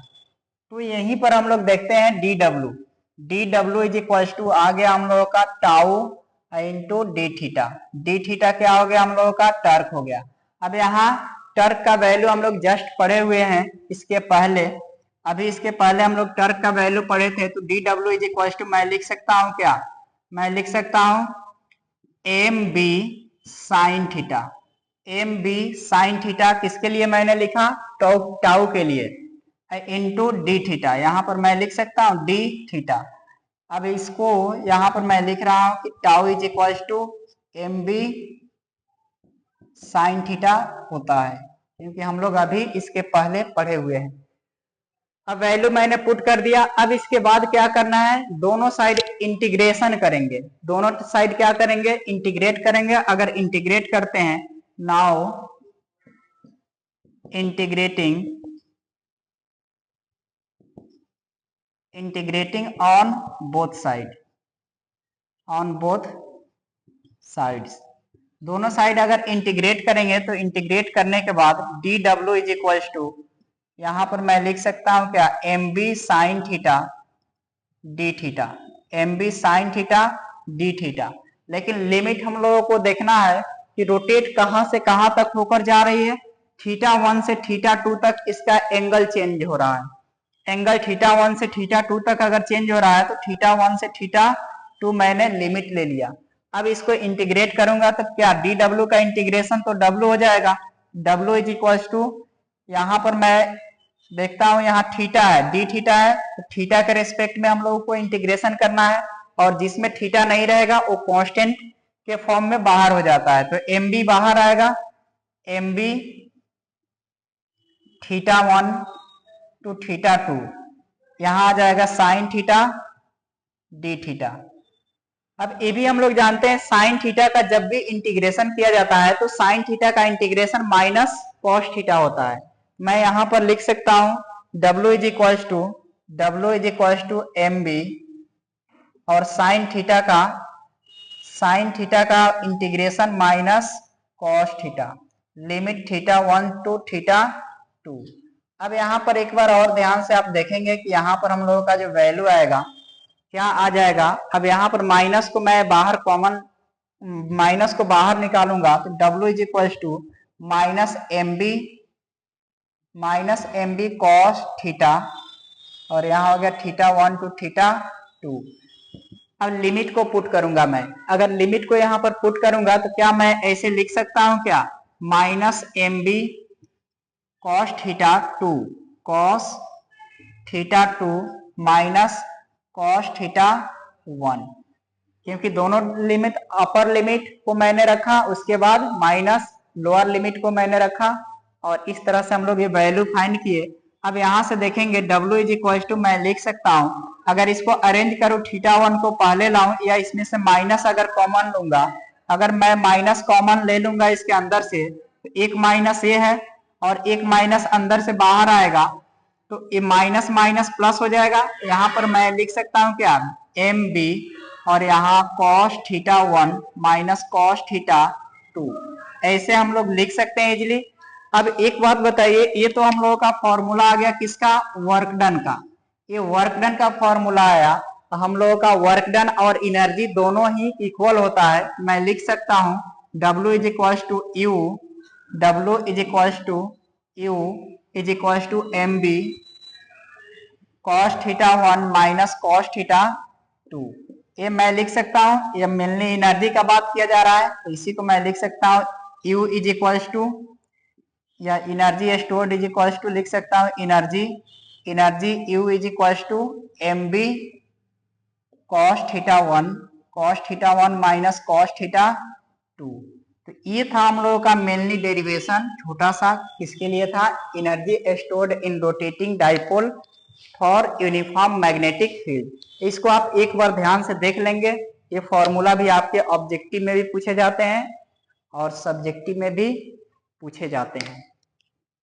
अब हम लोग देखते हैं magnetic flux and Gauss law for magnetism. इस दो टॉपिक को हम लोग कवर कर रहे हैं। तो देखिए यहाँ कि मैग्नेटिक फ्लक्स, जैसे हम लोग इलेक्ट्रिक फ्लक्स फर्स्ट चैप्टर में पढ़े हुए थे, उसी तरह ये भी मैग्नेटिक फ्लक्स है। इस डायग्राम को देखिएगा मैग्नेटिक फ्लक्स के लिए, यहाँ पर हम लोगों का इलेक्ट्रिक फील्ड लाइंस है, सॉरी मैग्नेटिक फील्ड लाइंस है, क्योंकि हम लोग फर्स्ट चैप्टर में क्या इसको पढ़े थे, इलेक्ट्रिक फील्ड लाइंस।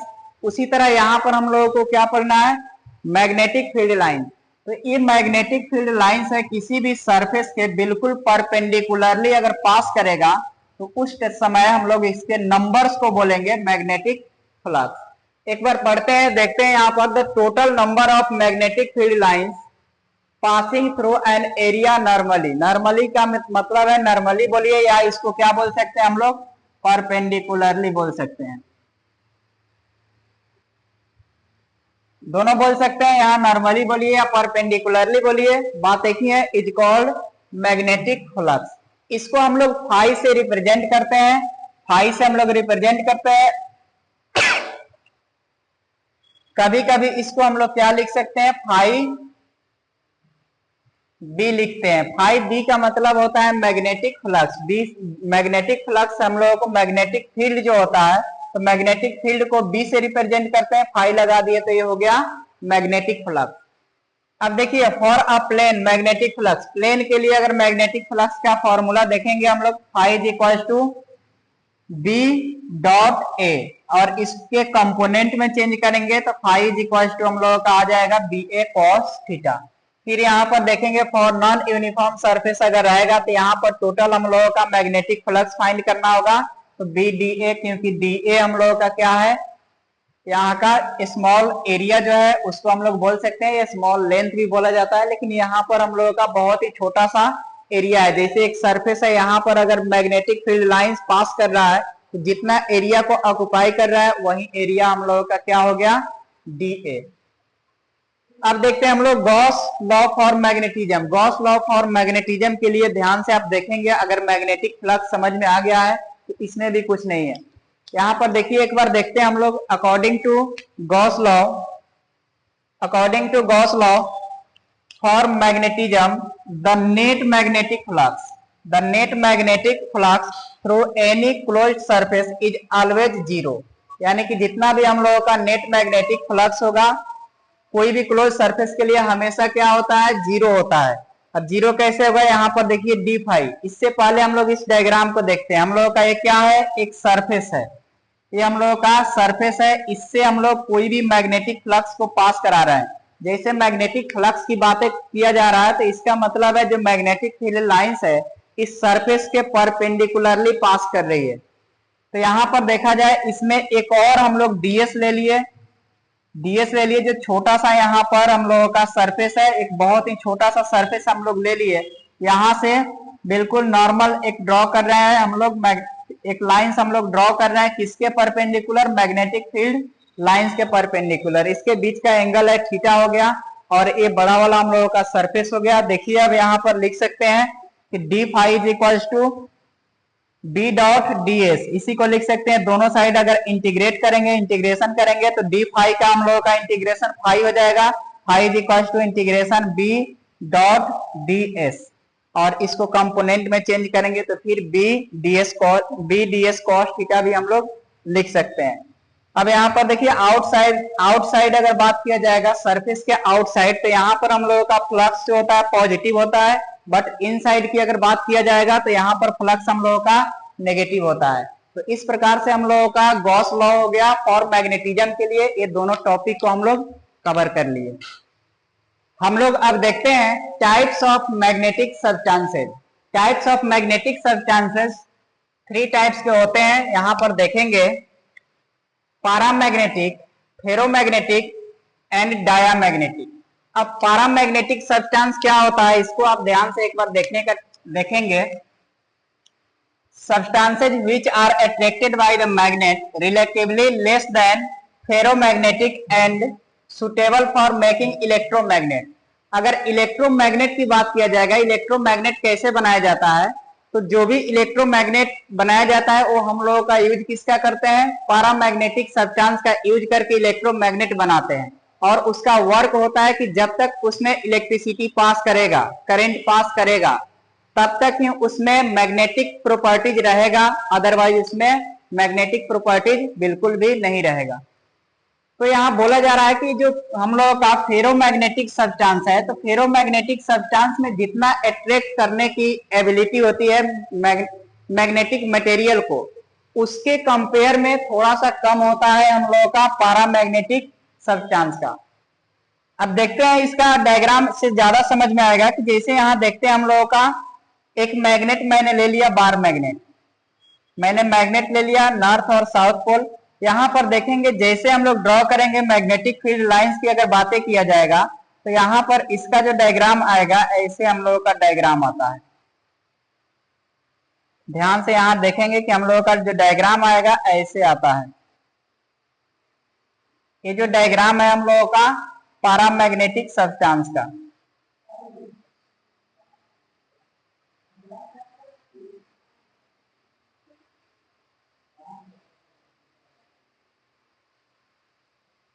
अट्रैक्ट तो करता है मैग्नेटिक मटेरियल को, लेकिन इतना हम लोगों का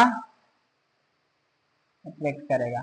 ये है हम लोगों का पैरामैग्नेटिक सब्सटेंस का, जो पैरामैग्नेटिक है इसका डायग्राम है। ये हम लोगों का कौन सा है, पैरामैग्नेटिक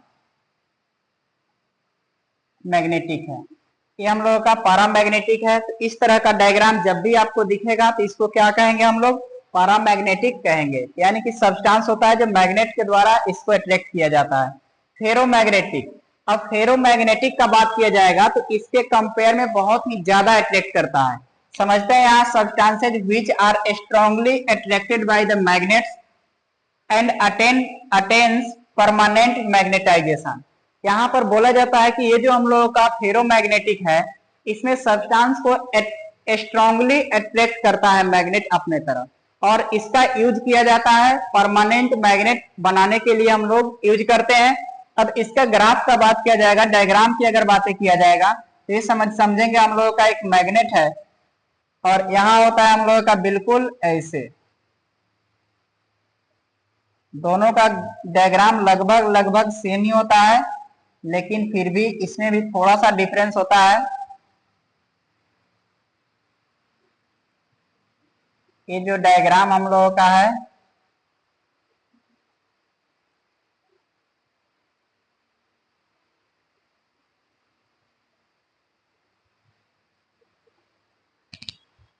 ये जो डायग्राम है हम लोगों का फेरोमैग्नेटिक, दोनों में डिफरेंस है। इसमें थोड़ा सा डिस्टेंस ज्यादा है और इसमें डिस्टेंस बहुत ही कम है। ये हम लोगों का हो गया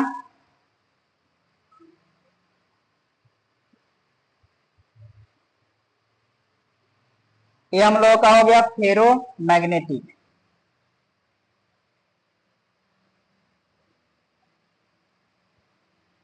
अब इसके बाद बात करते हैं डायामैग्नेटिक। अब इसको देखेंगे, substance which are not attracted by the magnet, यानी कि ऐसा सब्सटेंस होगा जो मैग्नेट के द्वारा अट्रैक्ट नहीं किया जाएगा, लेकिन इसमें ये बात करते हैं हम लोग, लेकिन दूसरे मैग्नेट जो होगा उसको ये रिपेल करेगा जरूर। अगर दूसरा मैग्नेट इसके पास में लेकर आएंगे तो इसमें ये एबिलिटी होता है कि उसको रिपेल जरूर करेगा, लेकिन अट्रैक्ट बिल्कुल भी नहीं करता है। तो ऐसे सब्सटेंस होगा, ऐसे मटेरियल होगा, हम लोग क्या बोलेंगे, डायामैग्नेटिक। इसके लिए ग्राफ हम लोगों को ड्रॉ करना होगा। तो ग्राफ हम लोग कैसे ड्रॉ करते हैं, ये हो गया हम लोगों का ऐसे, और यहां से देखेंगे कि ऐसे आएगा तो ये हो जाएगा हम लोगों का बिल्कुल ऐसे चला जाएगा।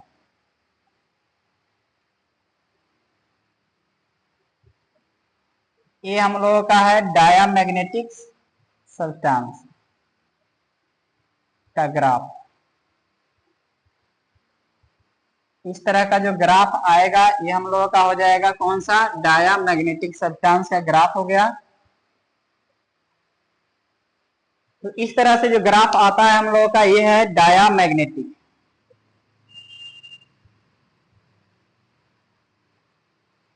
अब देखते हैं हम लोग मटेरियल रख कर अगर देखा जाए, एक और एग्जांपल इसमें मैं दे रहा हूं। तीनों को समझने का तरीका देखेंगे कि बेटर तरीका से हम लोगों को और समझना है, तो समझेंगे कि हम लोग फेरोमैग्नेटिक और पैरामैग्नेटिक। पहले देखते हैं पैरामैग्नेटिक के लिए, एक मैं यहाँ पर मैग्नेट ले लिया, मैं एक यहाँ पर मैग्नेट ले लिया, नॉर्थ पोल साउथ पोल, फिर यहाँ नॉर्थ और इधर हो गया साउथ।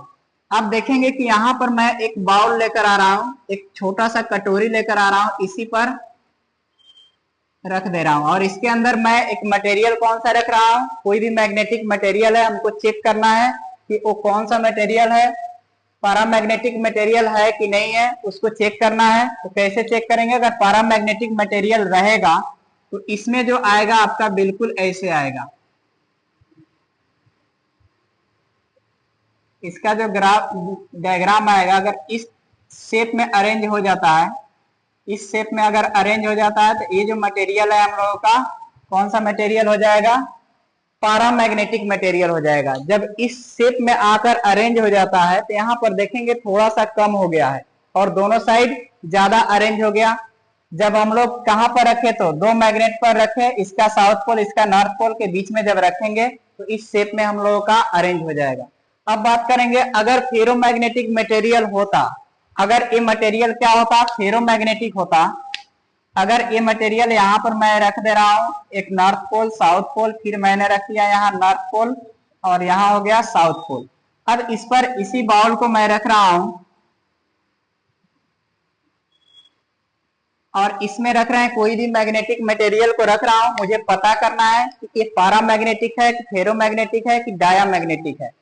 अब इसमें अगर मटेरियल कौन सा रहेगा, फेरोमैग्नेटिक रहेगा। अगर फेरोमैग्नेटिक मटेरियल रहेगा तो इसमें आपका अरेंजमेंट जो होगा इस शेप में आकर अरेंज हो जाएगा। बिल्कुल ही इसके बीच वाले पार्ट में कोई भी मैग्नेटिक मटेरियल यहाँ नहीं रहेगा, बिल्कुल अलग हो जाएगा। क्या हो गया, यहाँ सेपरेट हो गया। सेपरेट होने का मीनिंग है कि बीच का जो स्पेस है बिल्कुल ही खाली हो जाता है, यहाँ बिल्कुल खाली हो जाएगा, हाफ इधर चला जाएगा और हाफ इधर चला आएगा, तो दोनों साइड हो गया। तो ऐसे शेप में अगर अरेंज हो जाता है तब हम लोग इस मटेरियल को क्या बोलेंगे, फेरोमैग्नेटिक मटेरियल है। अब हम लोग देखते हैं किसके लिए, डायामैग्नेटिक मटेरियल का। अगर डायामैग्नेटिक मटेरियल का बातें किया जाएगा तो ये तो हम लोगों को पता है कि ये करता क्या है, रिपेल करता है। अगर रिपेल करेगा तो यहाँ पर मैं ड्रॉ कर रहा हूं डायामैग्नेटिक के लिए, समझेंगे। यहाँ हम लोगों का एक क्या है, मैग्नेट है। यहाँ पर मैं एक बाउल रख दिया मैंने, अब यहाँ पर मैंने रख दिया। इसको ध्यान से देखेंगे कि इसका जो शेप आएगा बिल्कुल ऐसे आता है,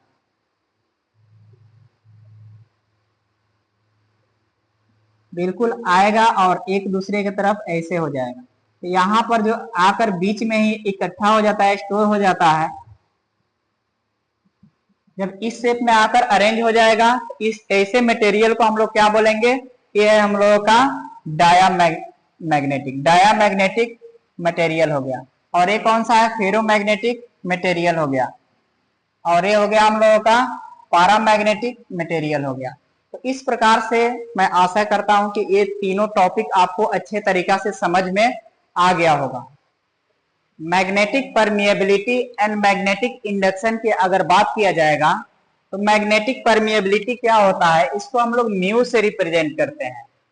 और एक किसी मैग्नेटिक परमिएबिलिटी एक ऐसा प्रॉपर्टीज होता है, ध्यान से एक बार देखेंगे कि it is the measure of material ability to allow magnetic field line to pass through it. यानी कि एक ऐसा प्रॉपर्टीज होता है, एक ऐसा प्रॉपर्टीज होता है किसी मटेरियल का जो अपने से होकर इलेक्ट्रिक फील्ड लाइंस को पास करने के बाद उसके मेजरमेंट को बताता है। तो इसको हम लोग बोलते हैं magnetic permeability. Magnetic permeability is equal to B upon H होता है, जहां पर बी का वैल्यू अगर बोला जाए, बी है मैग्नेटिक इंडक्शन, बी को हम लोग क्या बोलते हैं, मैग्नेटिक इंडक्शन। और एच है हम लोगों का मैग्नेटाइजिंग फोर्स, या इसी को बोलते हैं मैग्नेटिक इंटेंसिटी। तो ये फॉर्मूला हम लोगों का हो गया मैग्नेटिक परमिएबिलिटी का। अब बात करेंगे हम लोग मैग्नेटिक इंडक्शन। तो मैग्नेटिक इंडक्शन क्या होता है, एक बार ध्यान से इसको पढ़ेंगे, उसके बाद आपको समझ में आएगा कि the magnetic flux passing through per unit normal area is called magnetic induction. ये बिल्कुल एक थ्योरेटिकल पार्ट है, थोड़ा सा माइंड में रखना है। अब यहाँ पर देखेंगे मैग्नेटिक इंडक्शन, यहाँ पर प्रोसेस को देखेंगे। यहाँ ये क्या है हम लोगों का मैग्नेटिक इंडक्शन। अगर इसकी थोड़ी सी बातें करेंगे इस डायग्राम का, इस डायग्राम को देखिए, एक हमने यहाँ पर क्वाइल का यूज करके यहाँ पर एक सर्किट, मैंने सोलेनॉइड के तरह एक सर्किट तैयार किया है और इसमें गैल्वेनोमीटर का यूज किया हुआ है। और हम लोगों को पता है कि गैल्वेनोमीटर का यूज क्या चीज के लिए करते हैं, गैल्वेनोमीटर का यूज हम लोग करते हैं किसी भी सर्किट के अंदर इलेक्ट्रिक करंट के डिटेक्शन के लिए यूज करते हैं। तो यहाँ पर देखते हैं कि इसके अंदर किसी भी प्रकार की इलेक्ट्रिक चार्जेज का फ्लो नहीं हो रही है, इट मींस इलेक्ट्रिक करंट का फ्लो इसमें नहीं हो रही है। अब यहाँ पर एक मैग्नेट लेकर मैं आ गया। कौन सा मैग्नेट है, ये बार मैग्नेट है। ये हम लोग का कौन सा मैग्नेट है, बार मैग्नेट है।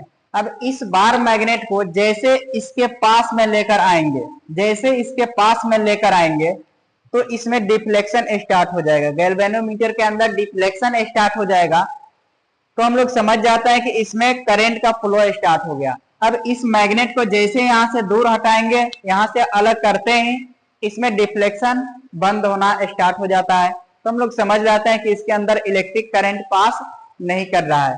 तो यही होता है। तो इससे हम लोग को ये पता चलता है कि किसी भी सोलेनॉइड के पास जो हम लोग सर्किट तैयार किए रहेंगे उसके पास में हम लोग किसी बार मैग्नेट को लेकर आते हैं तो उस सर्किट के अंदर भी इलेक्ट्रिक चार्ज का फ्लो स्टार्ट हो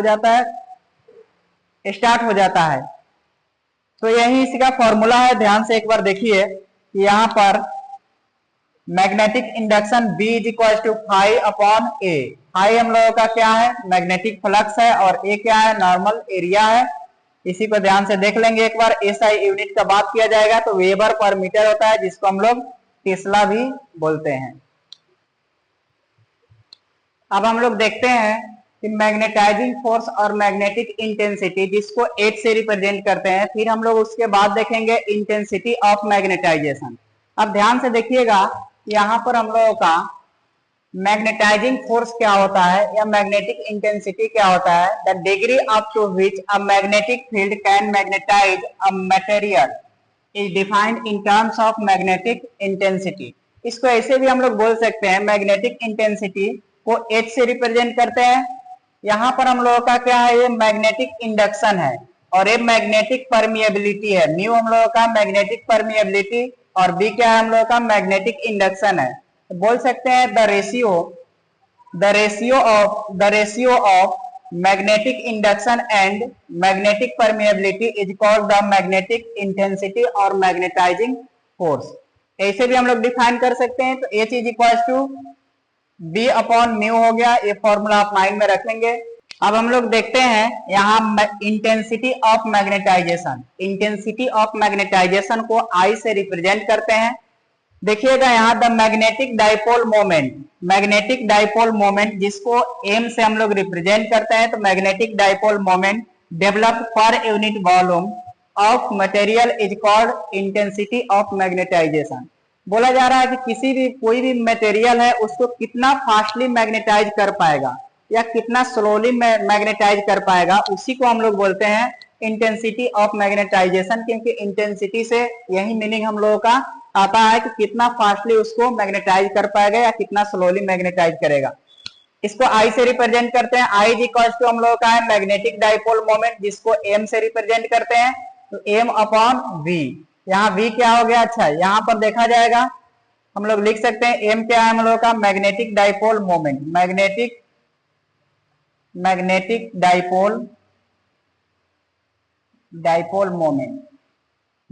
डाइपोल मोमेंट है। ये हो गया एरिया ऑफ क्रॉस सेक्शन, कोई भी क्रॉस सेक्शन है उसका एरिया हो जाएगा। और मैग्नेटिक इंडक्शन का वैल्यू हम लोगों का B is equal to mu naught H plus I हो जाता है, जो आप ध्यान रखेंगे। यहाँ एरिया का कोई काम है नहीं, फिर भी लिख दिया गया है। अब हम लोगों का topic magnetic susceptibility and condition for being diamagnetic, paramagnetic और फेरोमैग्नेटिक। इसको हम लोग देखते हैं। ध्यान से आप देखिएगा कि मैग्नेटिक ससेप्टिबिलिटी क्या है हम लोगों का।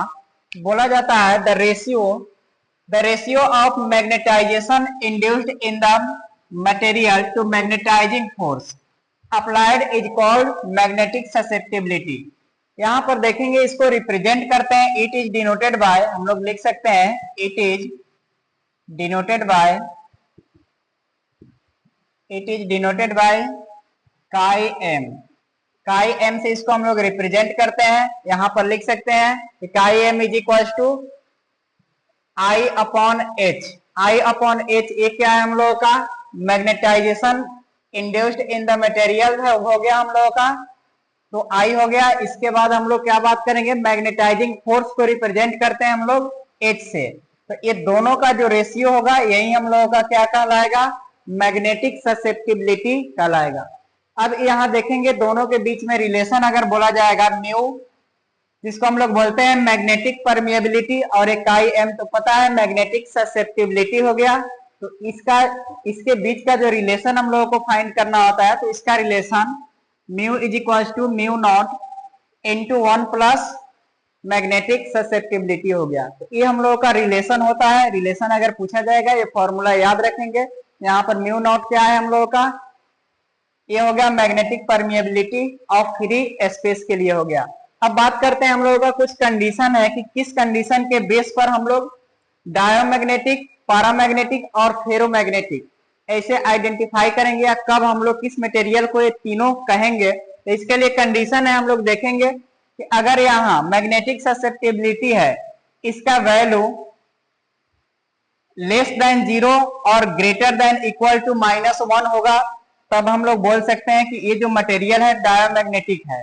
उसके बाद फिर अगर बात करते हैं अगर 0 से, यहाँ पर म्यू आर को हम लोग बोलते हैं रिलेटिव मैग्नेटिक परमिएबिलिटी। इसको हम लोग क्या बोलते हैं, रिलेटिव म्यू आर का अगर बात किया जाएगा तो रिलेटिव मैग्नेटिक परमिएबिलिटी होता है। अगर relative magnetic permeability less than 1 और ग्रेटर देन इक्वल्स टू 1 के इक्वल होगा, तब भी हम लोगों का यही सब्सटेंस हो जाएगा। फिर अगर mu less than mu naught होता है, अगर म्यू जो है आपका म्यू नॉट से छोटा हो जाएगा, तब भी हम लोगों का ये जो मटेरियल होगा ये डायोमैग्नेटिक मटेरियल हो जाएगा।